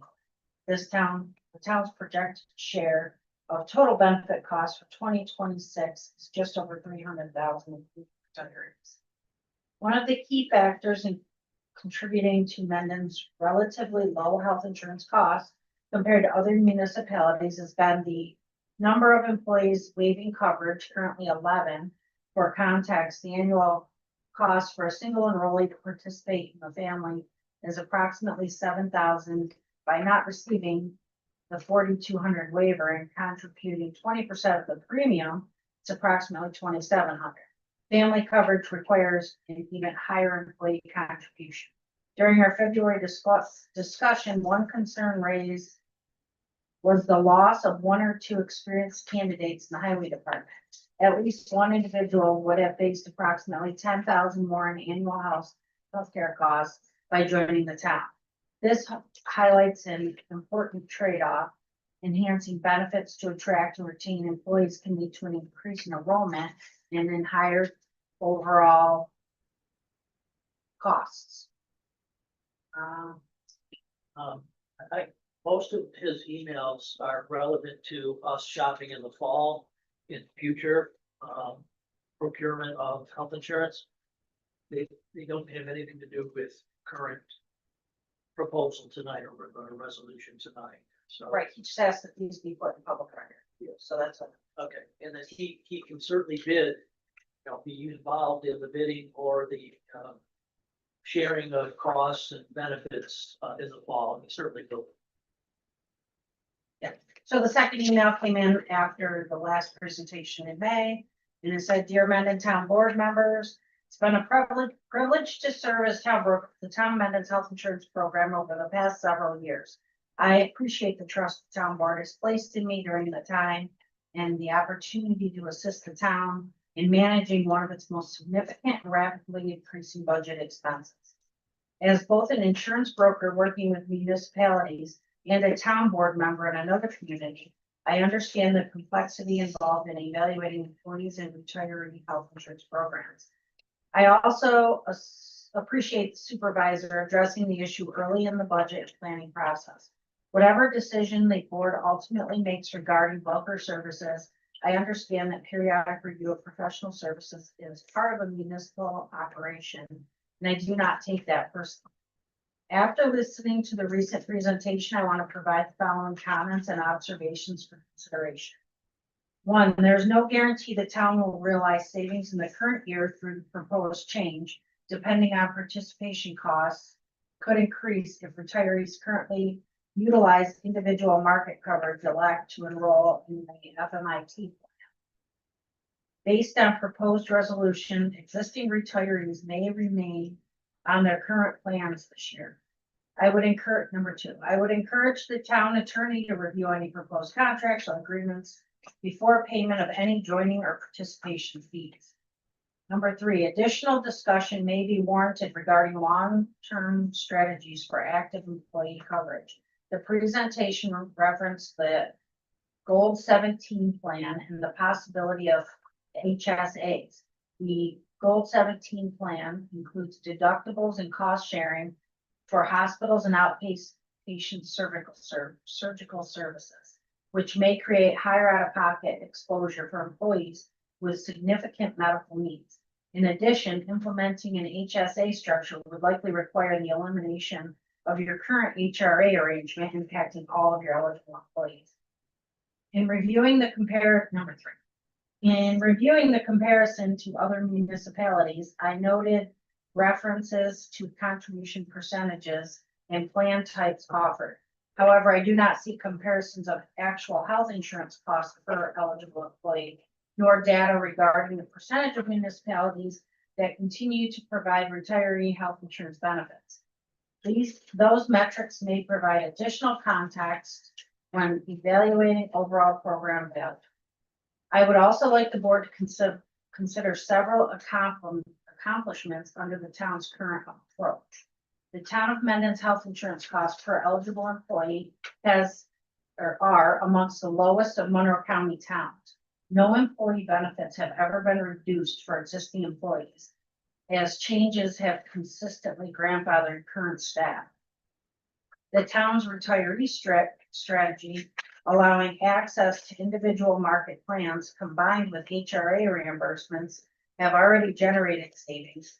2 retirees elected that option, resulting in approximately $10,000 in savings to the town this year. There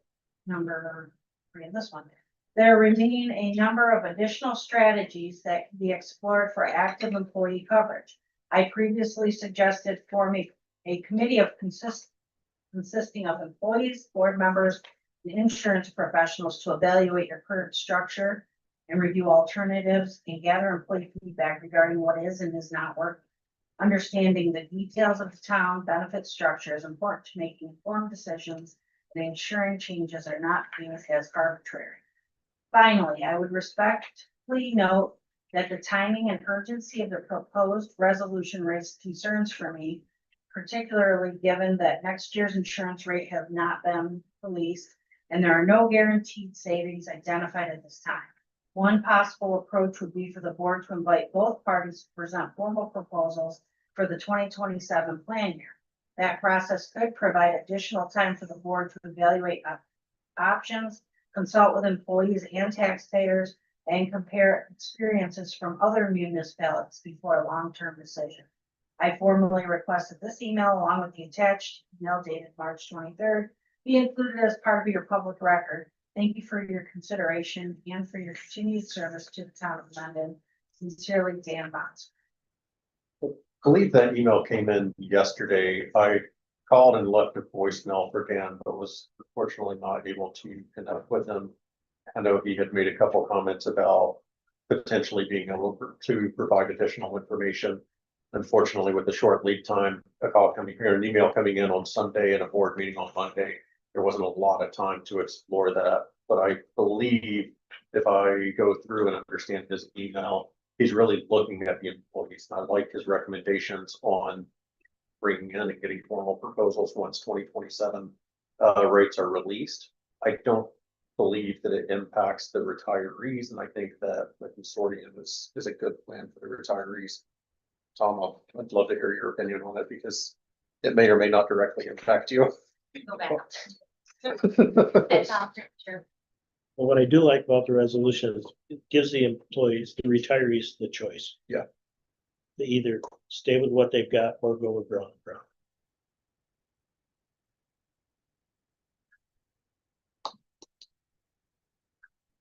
Okay. All in favor? So, I don't think we need to amend it because it's subject to attorney's approval.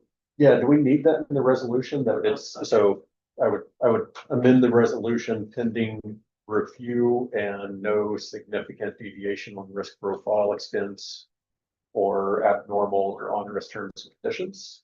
Approval of resolution 26 dash whatever this will be. So it doesn't take effect immediately. So the health insurance proposal. Did you get that? Because I don't even know if we're voting on it. Are we voting on it? We are, so the change would be pending review from town attorney. So long as it does not significantly alter the town's risk profile or include onerous terms and conditions. So am I taking out, it shall take effect immediately? Yes, yeah. Shall take effect upon On attorney. Upon attorney review and town signature. attorney. Okay. Got it. Everyone understand the resolution? All in favor? Aye. Aye. There, Mac? No, it's no.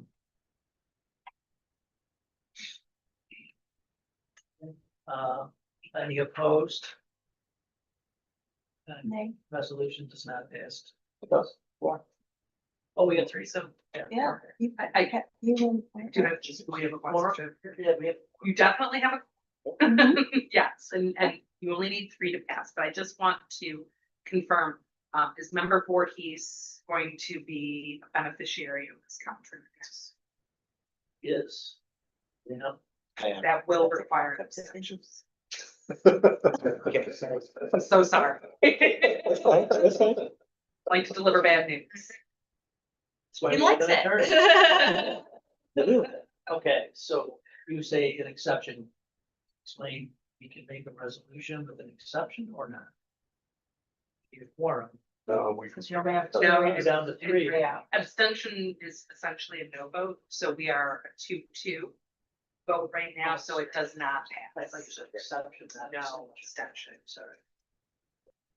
Okay, Okay, all right. thank you for your time. Thank you. Molly.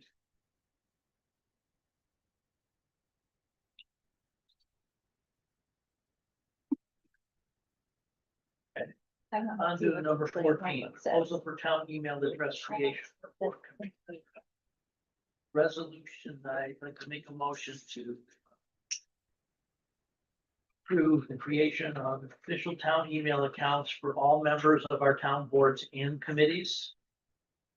The town recognizes the importance of maintaining consistent, secure, and transparent communication for official town business. And the use of town issued email accounts promotes proper record keeping, compliance with applicable laws, and continuity of communications with town boards and committees. Town seeks to provide official email addresses to members of its various boards and committees who currently do not have town issued accounts. Town amended authorizes the creation, I make a motion that the town amended authorizes the creation of 17 official town email accounts for designated members of town boards and committees as outlined. The annual cost is $1,713.60. That, that's the new cost is $1,713.60 for a total annual cost of $21,616.80 for all such accounts. Shall be paid from account A1610-4. I have a motion to approve. Second. Second. Any discussion? I have a question. Yes. Where did this come about? The board members request this? The issue I would have with it would be somebody emailing 4 different board members with a question, getting 4 different answers.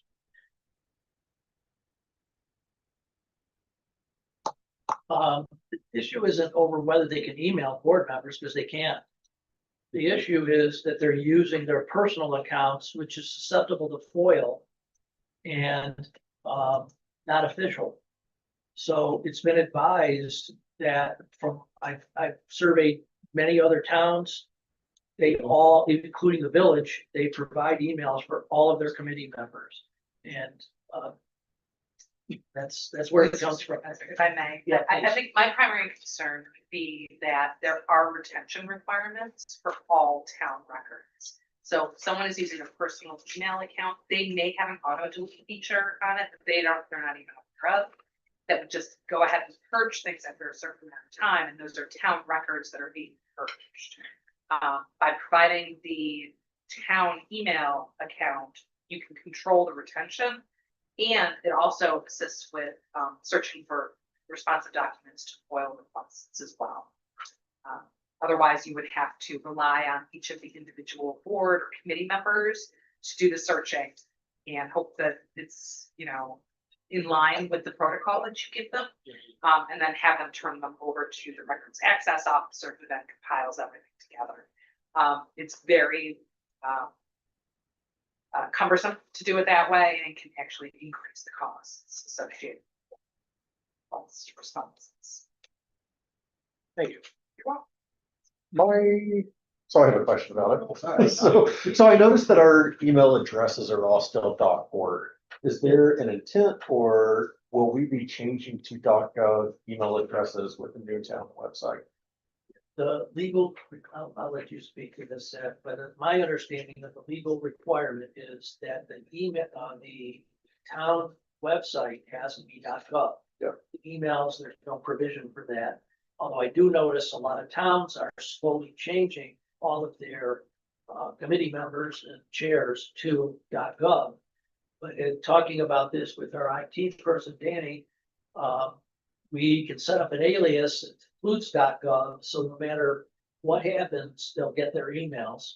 And until there's a legal requirement, that, you correct me if I'm wrong, I don't think there is for emails, there is for the town website.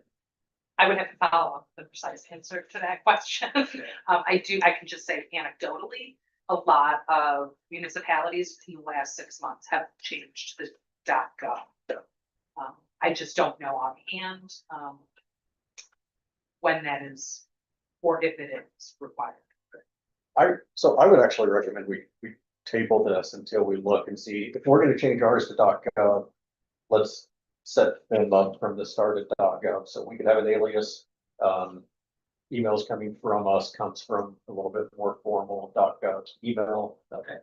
So I would move to table this until next month. Is that fair? There's no urgency on Yeah. this, so we can certainly do Yeah. that. I can forward the law that I read, but Yeah. more importantly, it's hearing I'd from be happy to follow up. I just don't want to go through and set them all up with a .org and then in 2 Yeah, months go that back makes- and that makes change it perfect to sense. .gov. I will say there's a clerk for Monroe County clerks, they all have this big email chain. And that's one thing that all of them have changing. We're one of the two that meet there still at .org. Yeah. So, I believe it might be required. A lot of them are grumping about having to change everything, so. May I ask you, Danny, our website is now .gov, correct? Yeah. Yeah. Yeah, the We're .org. in compliance. So I moved to table, town email address creation until the next board meeting. Okay, I'll have a second. Yep. Any all in favor? Aye. Aye. Any opposed? So moved. Proposal to establish exercise class for senior citizens. Make a motion to, resolution authorizing the establishment of a senior stretch exercise class and related services. Whereas the town of Mendon is committed to promoting health, wellness, and quality of life for its senior citizens. Whereas Yoga Love, located in Honeoye Falls within the town of Mendon, is proposed to provide instruction at a rate of $50 per half-hour session, and has indicated that its instructors are appropriately certified and insured. And the town's insurer requires that all participants sign a release form prior to participation in the program. Total cost for such services at 2 sessions per week through the remainder of 26 shall not exceed $3,300. Be it further resolved that the cost shall be paid from account B7610.4.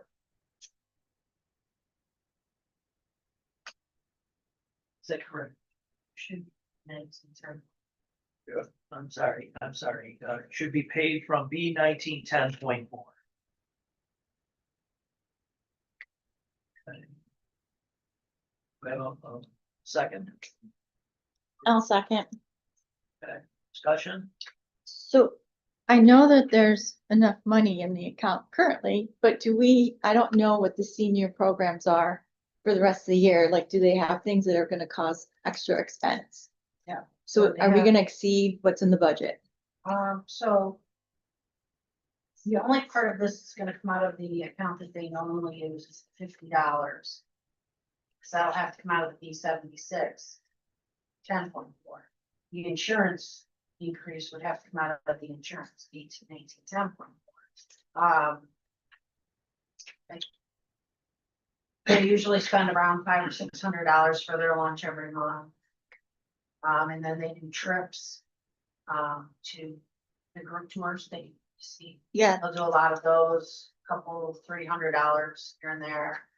So, I mean, they work a lot at 9,500 at the beginning of the year.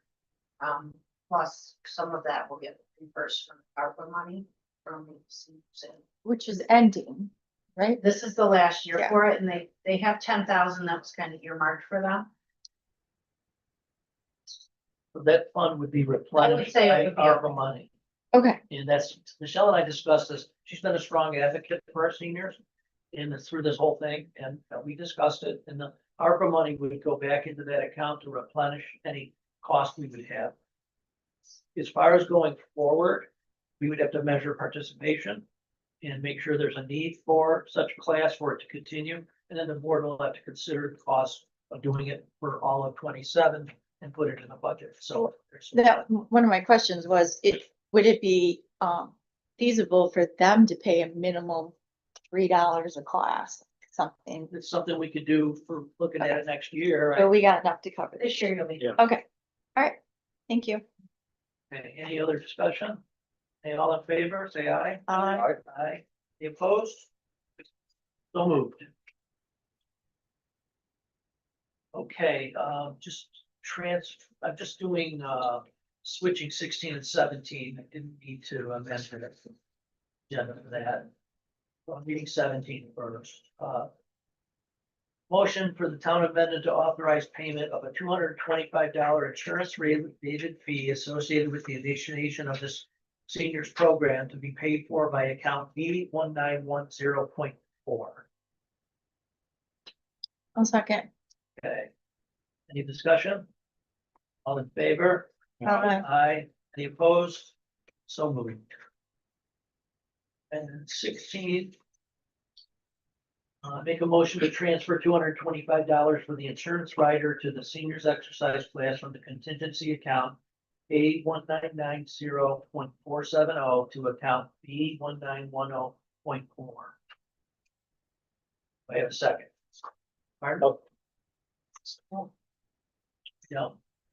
You can't move money. Oh, I don't know that. I was looking for how to fund that insurance cost of $225. You have an act move from a meeting. Yeah. over the Well, there's enough money in the accounts. We could table this resolution and not have to move the money. I don't think there's enough in that line. Tim, do you have that? I Can do. you tell me what's in the 19 then? Yep. Oh, that's the total insurance for 1 year. Yeah, so that's already been Right, so we can have the transfer. into the insurance. Yes. But. Zero. Zero. There's That's nothing. right. Okay, so I don't know. where does that put us? Is there a B contingency 1924/7? 1990.4 special items contingent. Is there unallocated insurance, special? Like what is that? Would you like this, Michelle?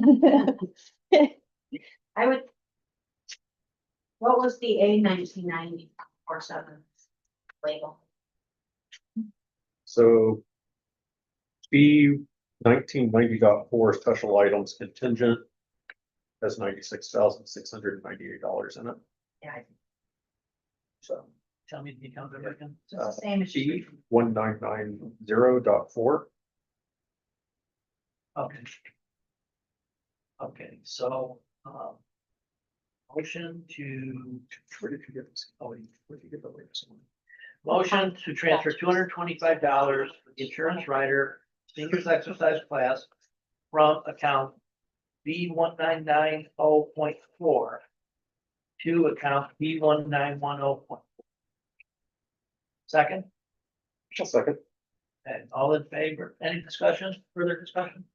All in favor, say aye. Aye. Any opposed? So moved. Whatever. I move to reimburse for travel expenses related to the New York Planning Federation Conference, whereas Brooke Buckland attended the New York Planning Federation Conference held in Cooperstown, New York from April 19th to 21st. Reimbursement of all incurred travel expenses associated with said conference for the amount of $230.55. I'll second. All in favor? Aye. Any conversation or any discussion? Any discussions? Mhm. Okay, all in favor, say aye. Aye. Any opposed? So I move to approve Highway Superintendent Pete Doyle's attendance at the 2026 Highway School at Ithaca College from June 1st through the 3rd, 2026, and authorize reimbursement for expenses including attendance, lodging, and meals at a cost not to exceed $1,000 paid from A5010.4. Second, I'll second. discussion? All approved? Aye. Aye. Any opposed? So moved. I'll do, number 20. It's like 15. Attendance at the 2026 Climate Connection Summit, Climate Smart Communities.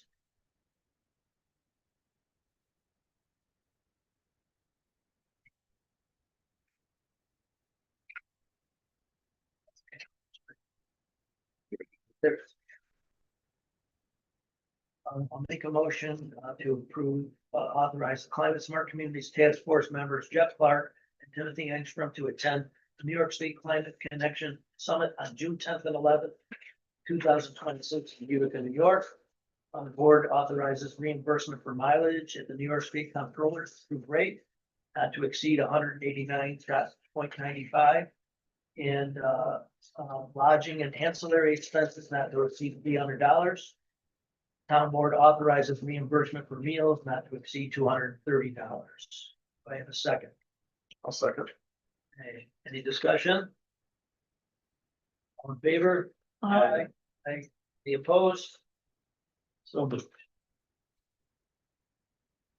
We're at the discussion point. The meeting, it's very late.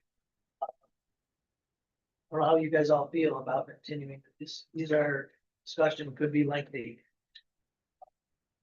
We can move through it. We're here for it. Yep, I have no problem. I just try to be curious. Just in case. So, discussion, first discussion point are the two MRV proposals for non-point source planning grant and both non-source planning grants, one for MS4 mapping and the other for culverts.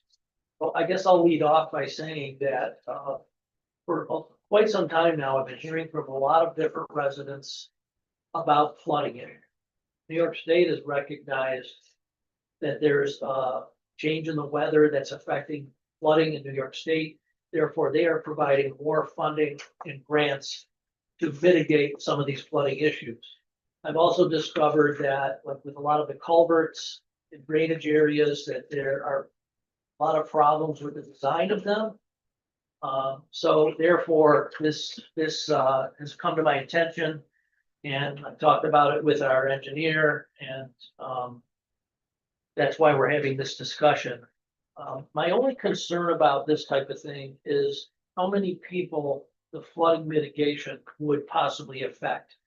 You know, some of the problems we have are roads getting flooded, which affects a lot of people. Some of the flooding affects a few people, depending on where they live, if they live near a creek or, you know. So that's one of my concerns with this, but why we're doing it as discussion instead of trying to have a resolution already. So, I assume that you've read this information. I wonder what questions you might have, Tom or I. Glad to answer any questions you guys have. Really, the culvert one is for larger culverts. Most culverts are typically designed around a 10-year storm event. We're experiencing higher into that for some peaks. It's not intended for you know, a driveway culvert. It's really meant for larger collector areas that feed into main facility that's having problems. Some of those problems may be, you know, cleaning out ditches downstream. You know, it doesn't matter how big a culvert you put in, it still may be an underlying problem. We would identify probably anywhere 5 to 8 culverts and work with the town and study those drainage areas specifically. They've already been studied, then that obviously saves some efforts and time. But these would be culverts that the town, code enforcement officer, highway superintendent, anyone who is kind of basically identified that this is a regional area that's causing the problem. It should be addressed. Once these are studied and evaluated, then it allows the town to go after additional funds to actually do the replacement. So that would initiate the end of this report to prepare a cost estimate then that cost estimate along with the study can be submitted for a future grant application for the actual going out to bid, designing them, and making sure that town can replace those culverts. It's kind of the first one. Another one I would like to point out is, I've learned from two different people that I consider very knowledgeable about this. Is that, we have two bridges in the hamlet. And, one on 251, one on 64. And it's been pointed out to me by people in the know that, these bridges may have been undersized, and this is causing some of the water to back up and therefore flooding. So I'm not saying that's an expert opinion, but I would say it's pretty close. And would you like to elaborate? Well, I just want to ask Tom, now this grant, is this town roads only or town, county and state roads? It can be used on any of them, but obviously if it's a county road or state road, then They should be taken care of. then they should be taking care of themselves. But if there is an area that's been identified as a problem town residents, and it is on a state road, then those funds get coordinated.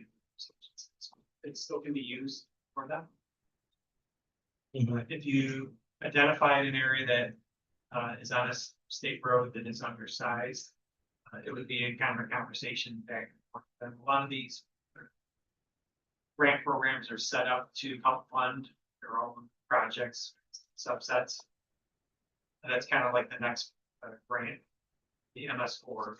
New York State DEC is issued and said all communities that are in the MS4 districts need to study their outfall, identify them, locate them.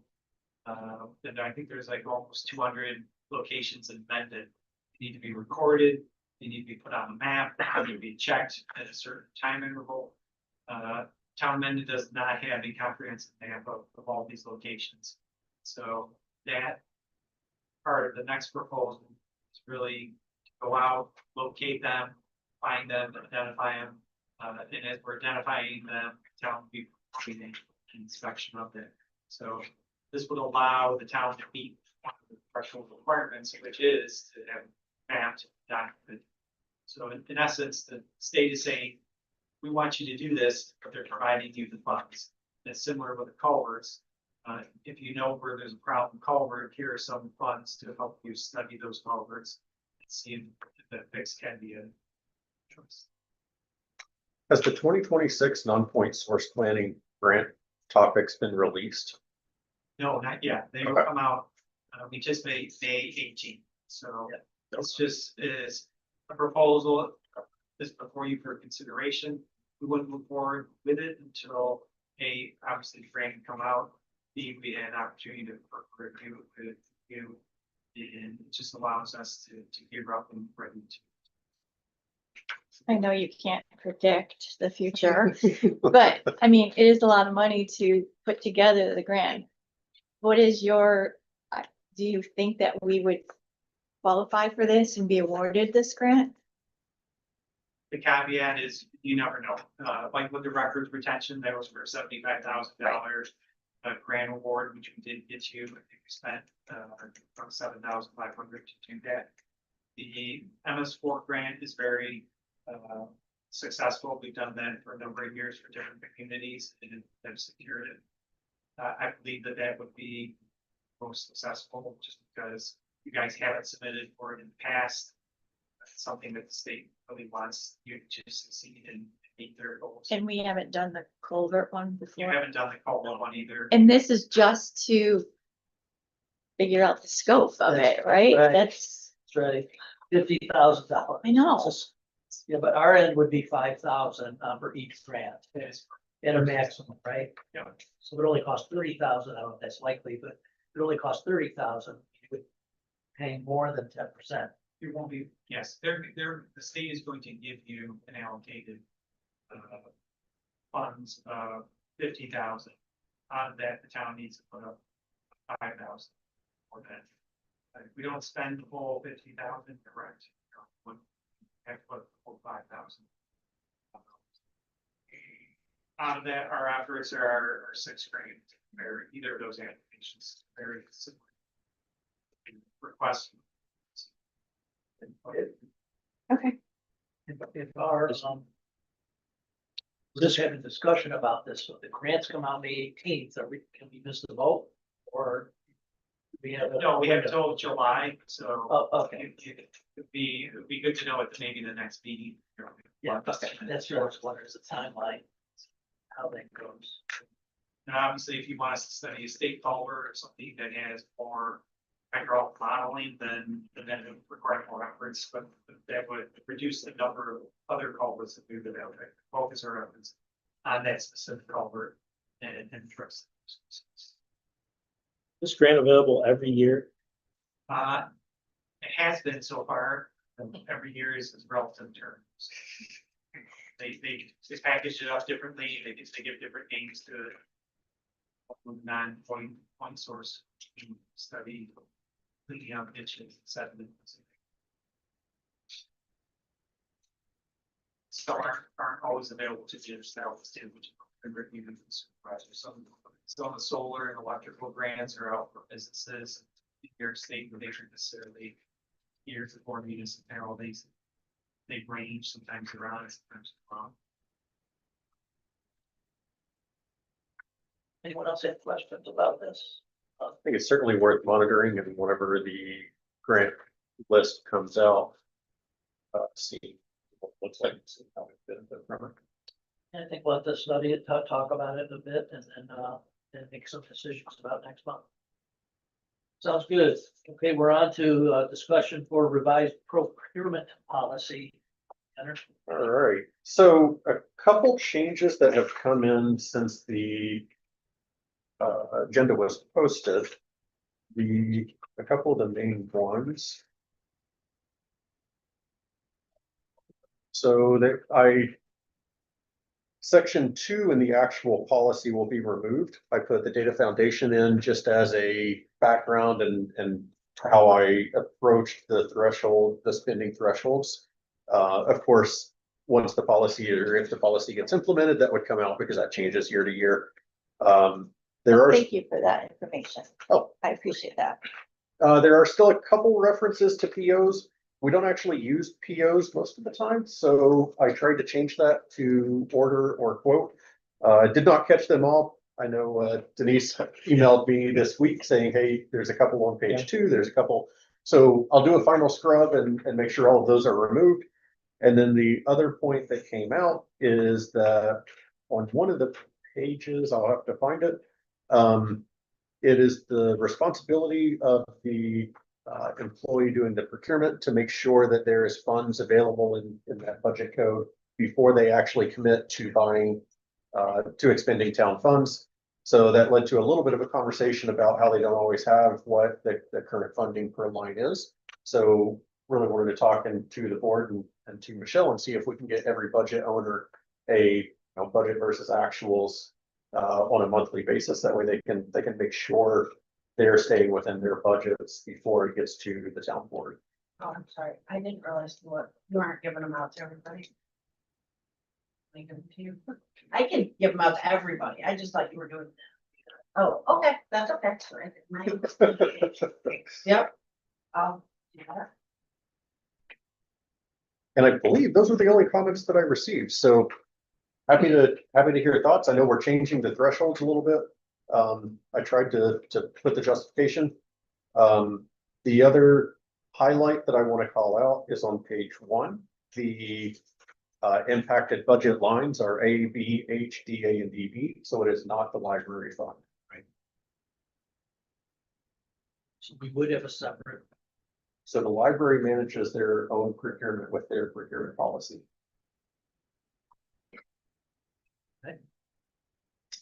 I had a discussion with Denise too.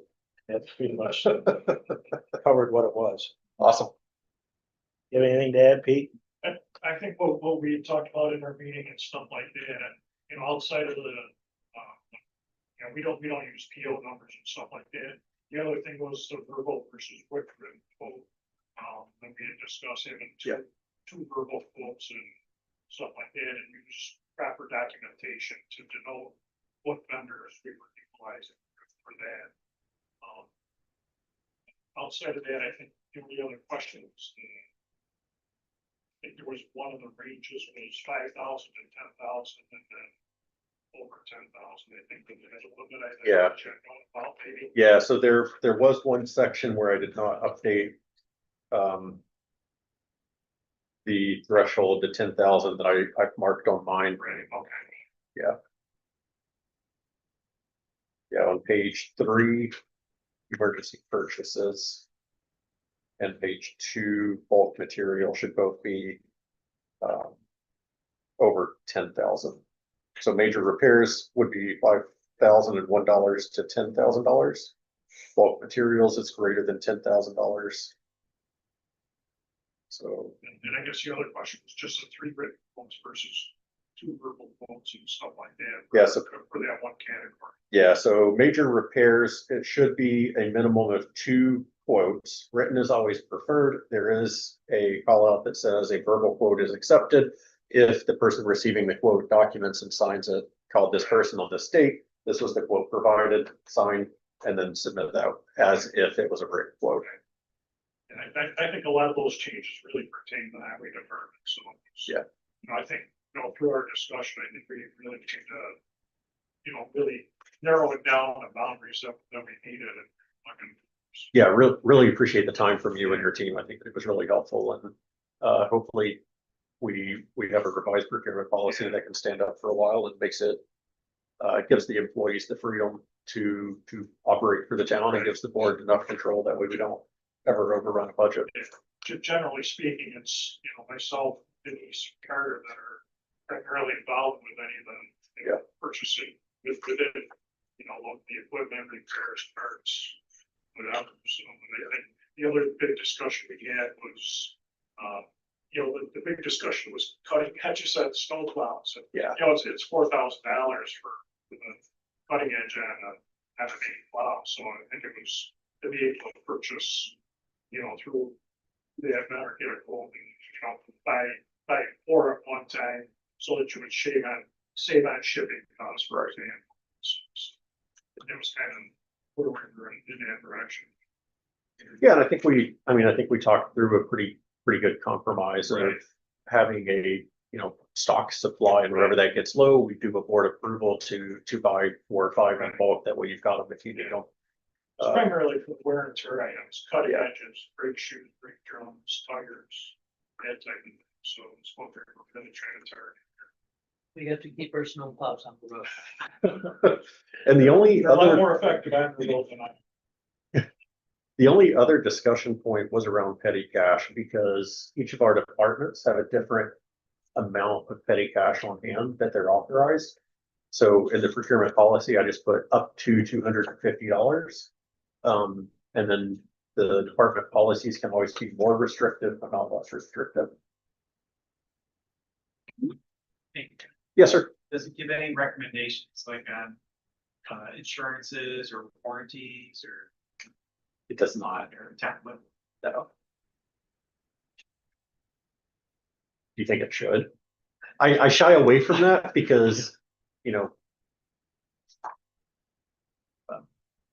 fine. Sometimes it may be helpful. Line item or. Yeah. Consider. Like the town has a typical warranty period or you're entering into some sort of purchase on certain liability insurance. Any thoughts? No, thank you for the work, and I'm glad to hear the highway department is approved of this. All right, For a so, resolution on that next one. so I will make the updates as we talked about, and I'll put it up for resolution next month. Thank you. You too. Okay, revised facilities policy discussion. Let me just bring you up to date. We had an incident in one of our buildings. It was minor, nothing. There was no negative that happened. It just made us aware that there could be liability going forward. And in researching it, we found that there was very little language around facilities use policy. Can people bring a dog into the town hall? Or can people bring a dog in to the youth center? Or, and that's where this is coming from, this particular policy. So I wanted a chance to just share that with people and, see if there's any discussion that needs to happen, if there are any questions about it. The writing of it is, you know, based on research and other towns. That's where it's at. I mean, certainly, it's not something we have to vote on right now. We're not voting on it tonight, obviously, but, it's just something that we need to look at going forward to make sure the town is protected. If there's any questions about that.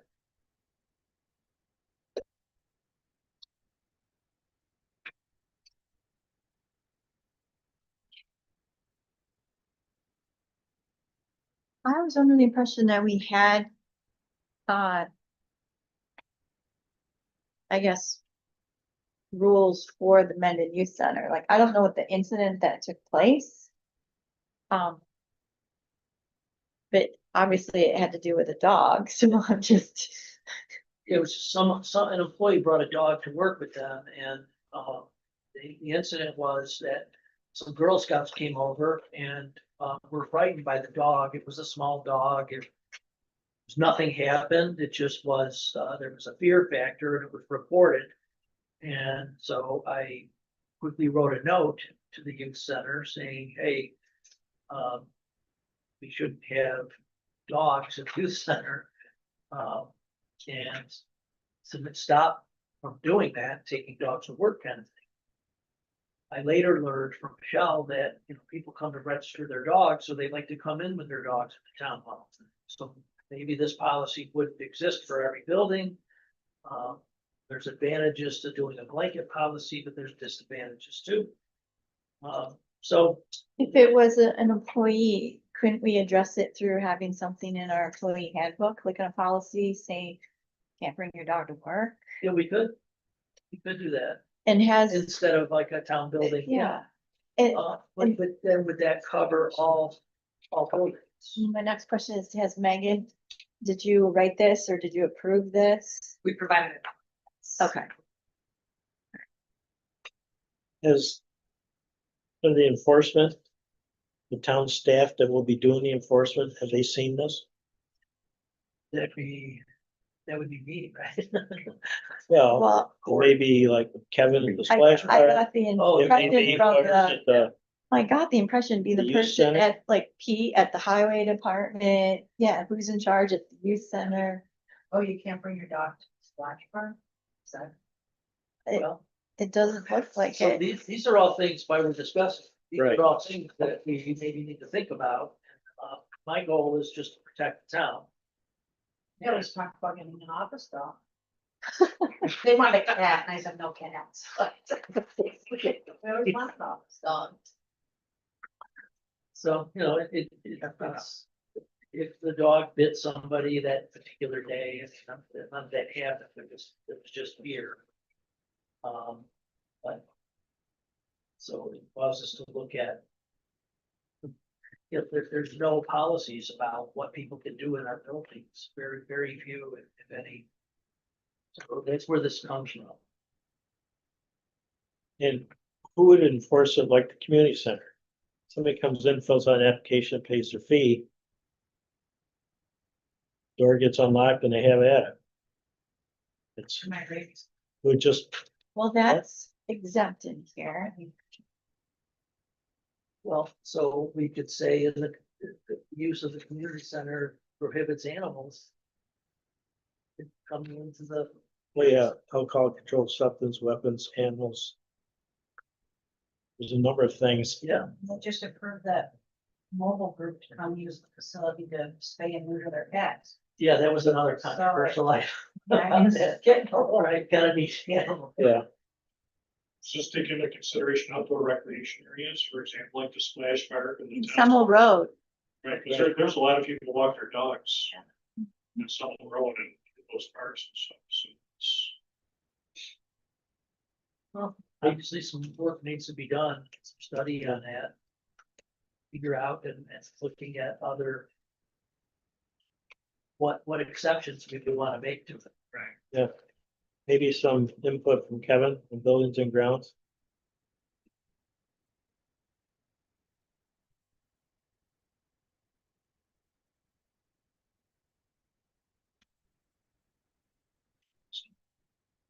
Okay, thank you for that.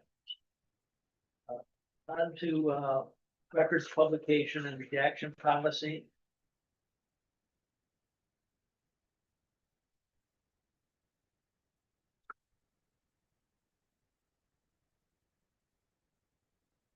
Did we not have a records publication and redaction policy before? This is new, this is totally new, right? I get acquainted with it when I saw the agenda on the website, so Okay. I have looked through it. It seems consistent with all the FOIL requirements.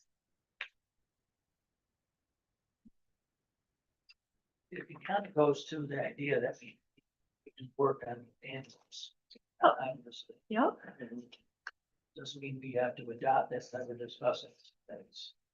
It's asked months ago for discuss our policy manual, procedure manual. Yep.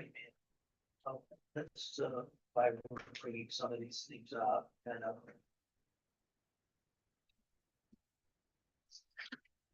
to be honest, the rules of the quorum discussion. I'm prepared to have that discussion. So, once we have any questions about it, I table that discussion.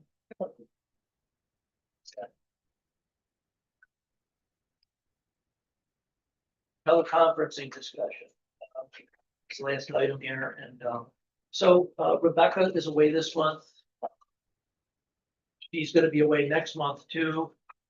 She's explained to me why she's away, can't be at the board meetings. And I understand that, hey, you're elected to be at board meetings, but the world has changed considerably and we have to be able to adapt to it. We need to be able to attract good, smart people that are, have lots of knowledge, to be on the board, and I don't wanna dissuade people from being on the board because they do have to travel for work. So as a result, we did some studying on teleconferencing, talked with him about that, and there's absolutely nothing in the law that prevents us from doing that. Talked with Danny about setting it up. He said it could be set up. We would set it up for next month. We would test it, make sure it works on Friday, and then Rebecca or any of us that had to be away could participate in the meeting. It gives, still have voting rights. You have to be visible in the picture. Probably put it there maybe for just on a laptop, or a lot of ways we could do it. Danny will help us figure that out. But there's no provision, there's nothing in the law that says we cannot do it. So I think we should adopt it and So I just want clarification, because Me too. it says pursuant to Public Officers Law 103-A, I think Megan sent it to us. It says, unless such a member is unable to be physically present at one of the public meeting locations due to extraordinary circumstances, a member who is participating from a remote location that is not open to in-person physical attendance by the public shall not count toward the quorum. So, I mean, to me, extraordinary circumstances is like a severe illness or Yeah, disability. except we're not looking for 103A, we're going to the original 104, does not have that exception or provision in there. So, No, absolutely. Thank you, Mr. Supervisor. So there is some confusion around this, in part because there were additional video conferencing laws enacted around COVID and the state of emergency around preventing people from getting together. Those are sunsetting July, I believe. So 104 actually is the section of the public officers law that allows for video conferencing for regular business and for regular terms. There are some requirements for the person who will be participating remotely. Supervisor Alati mentioned one, they've got to be visible on the screen. So it can't just be an icon for them. They actually have to be visible. When we notice the meeting, we have to notice that it is going to be done partially by teleconference or video conference. And we need to give the location of where that is. Because if anyone is in that location and wants to participate with whichever member is participating via video conference, we have to allow that. So it will need to be, I would recommend that it be done in a public place, whether it's a conference room in a hotel. I wouldn't recommend opening up someone's personal hotel room for this. But so though there are some requirements for it, but it's not, the part about extraordinary circumstances does not apply. It can be used on a regular basis for people, and they do count, excuse me, toward the form. So if more than one of us is out in video conferencing in, is that allowable? I believe that it would be. There is some guidance that was included in the packet from the Committee on Open Government. They're the ones who will give advisory opinions. Still looking into whether the clerk can participate. Oh, I can anyway, but I don't need, I'm not a quorum. Yeah. Yes, so the Committee on Open Government, which is really just an advisory body, but really is the thought leader on this, has given an opinion to the town in particular as well, that using 104 will accomplish everything that we need. There's just a couple of requirements. Yeah, contact the office directly, and also spoke about it. I shared what the email from, I spoke with them on the phone, got a verbal information, and then I wrote him the next morning and asked for written explanation, which he provided, which was in line with everything I'm saying and what he told me. And then I ran that by Megan so that everything right. Does this apply to the boards and committees as well? Yes.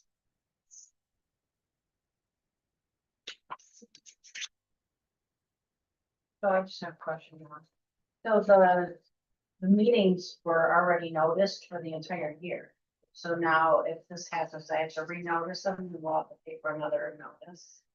Well, these would be changed, right? Oh, the location. locations. Yeah. Those are the Locations would locations. have to- There's additional information that would need to be included. The meetings would need to be noticed. It would need to be, and I would anticipate that someone would say, for the rest of the year, I'm going to be at this particular location rather than It here. would have to be each time. It would have to be each time, so we want to just pay special attention to when it's being noticed at the time. I'd be happy to help with anything. That's why, Rebecca, with this, we are doing that tonight. Because there just wasn't enough time to get it, help everyone understand it, understand that it's legal, doable. So we tabled that, or tabled it for tonight, and then we're planning to do it next month. So we need to pass the resolution in order to authorize.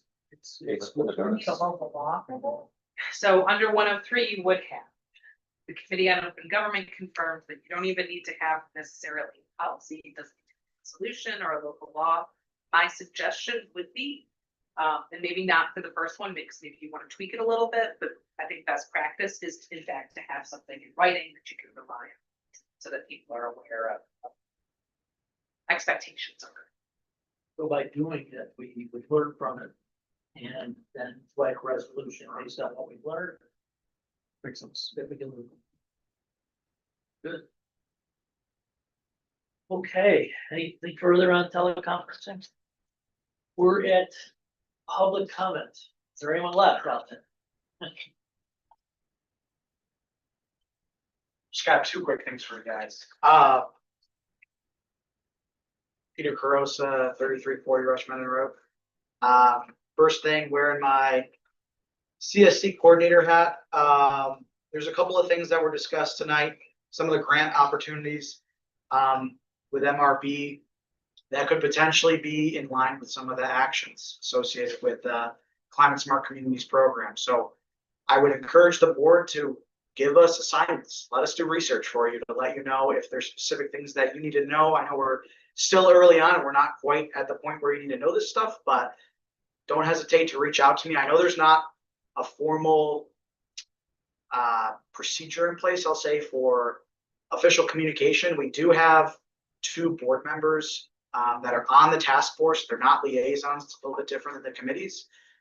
What's been going on to date is I've had direct communications with Joe on some stuff, so I'm okay with that. If you guys are okay with that, reaching out directly, I don't have a problem with that.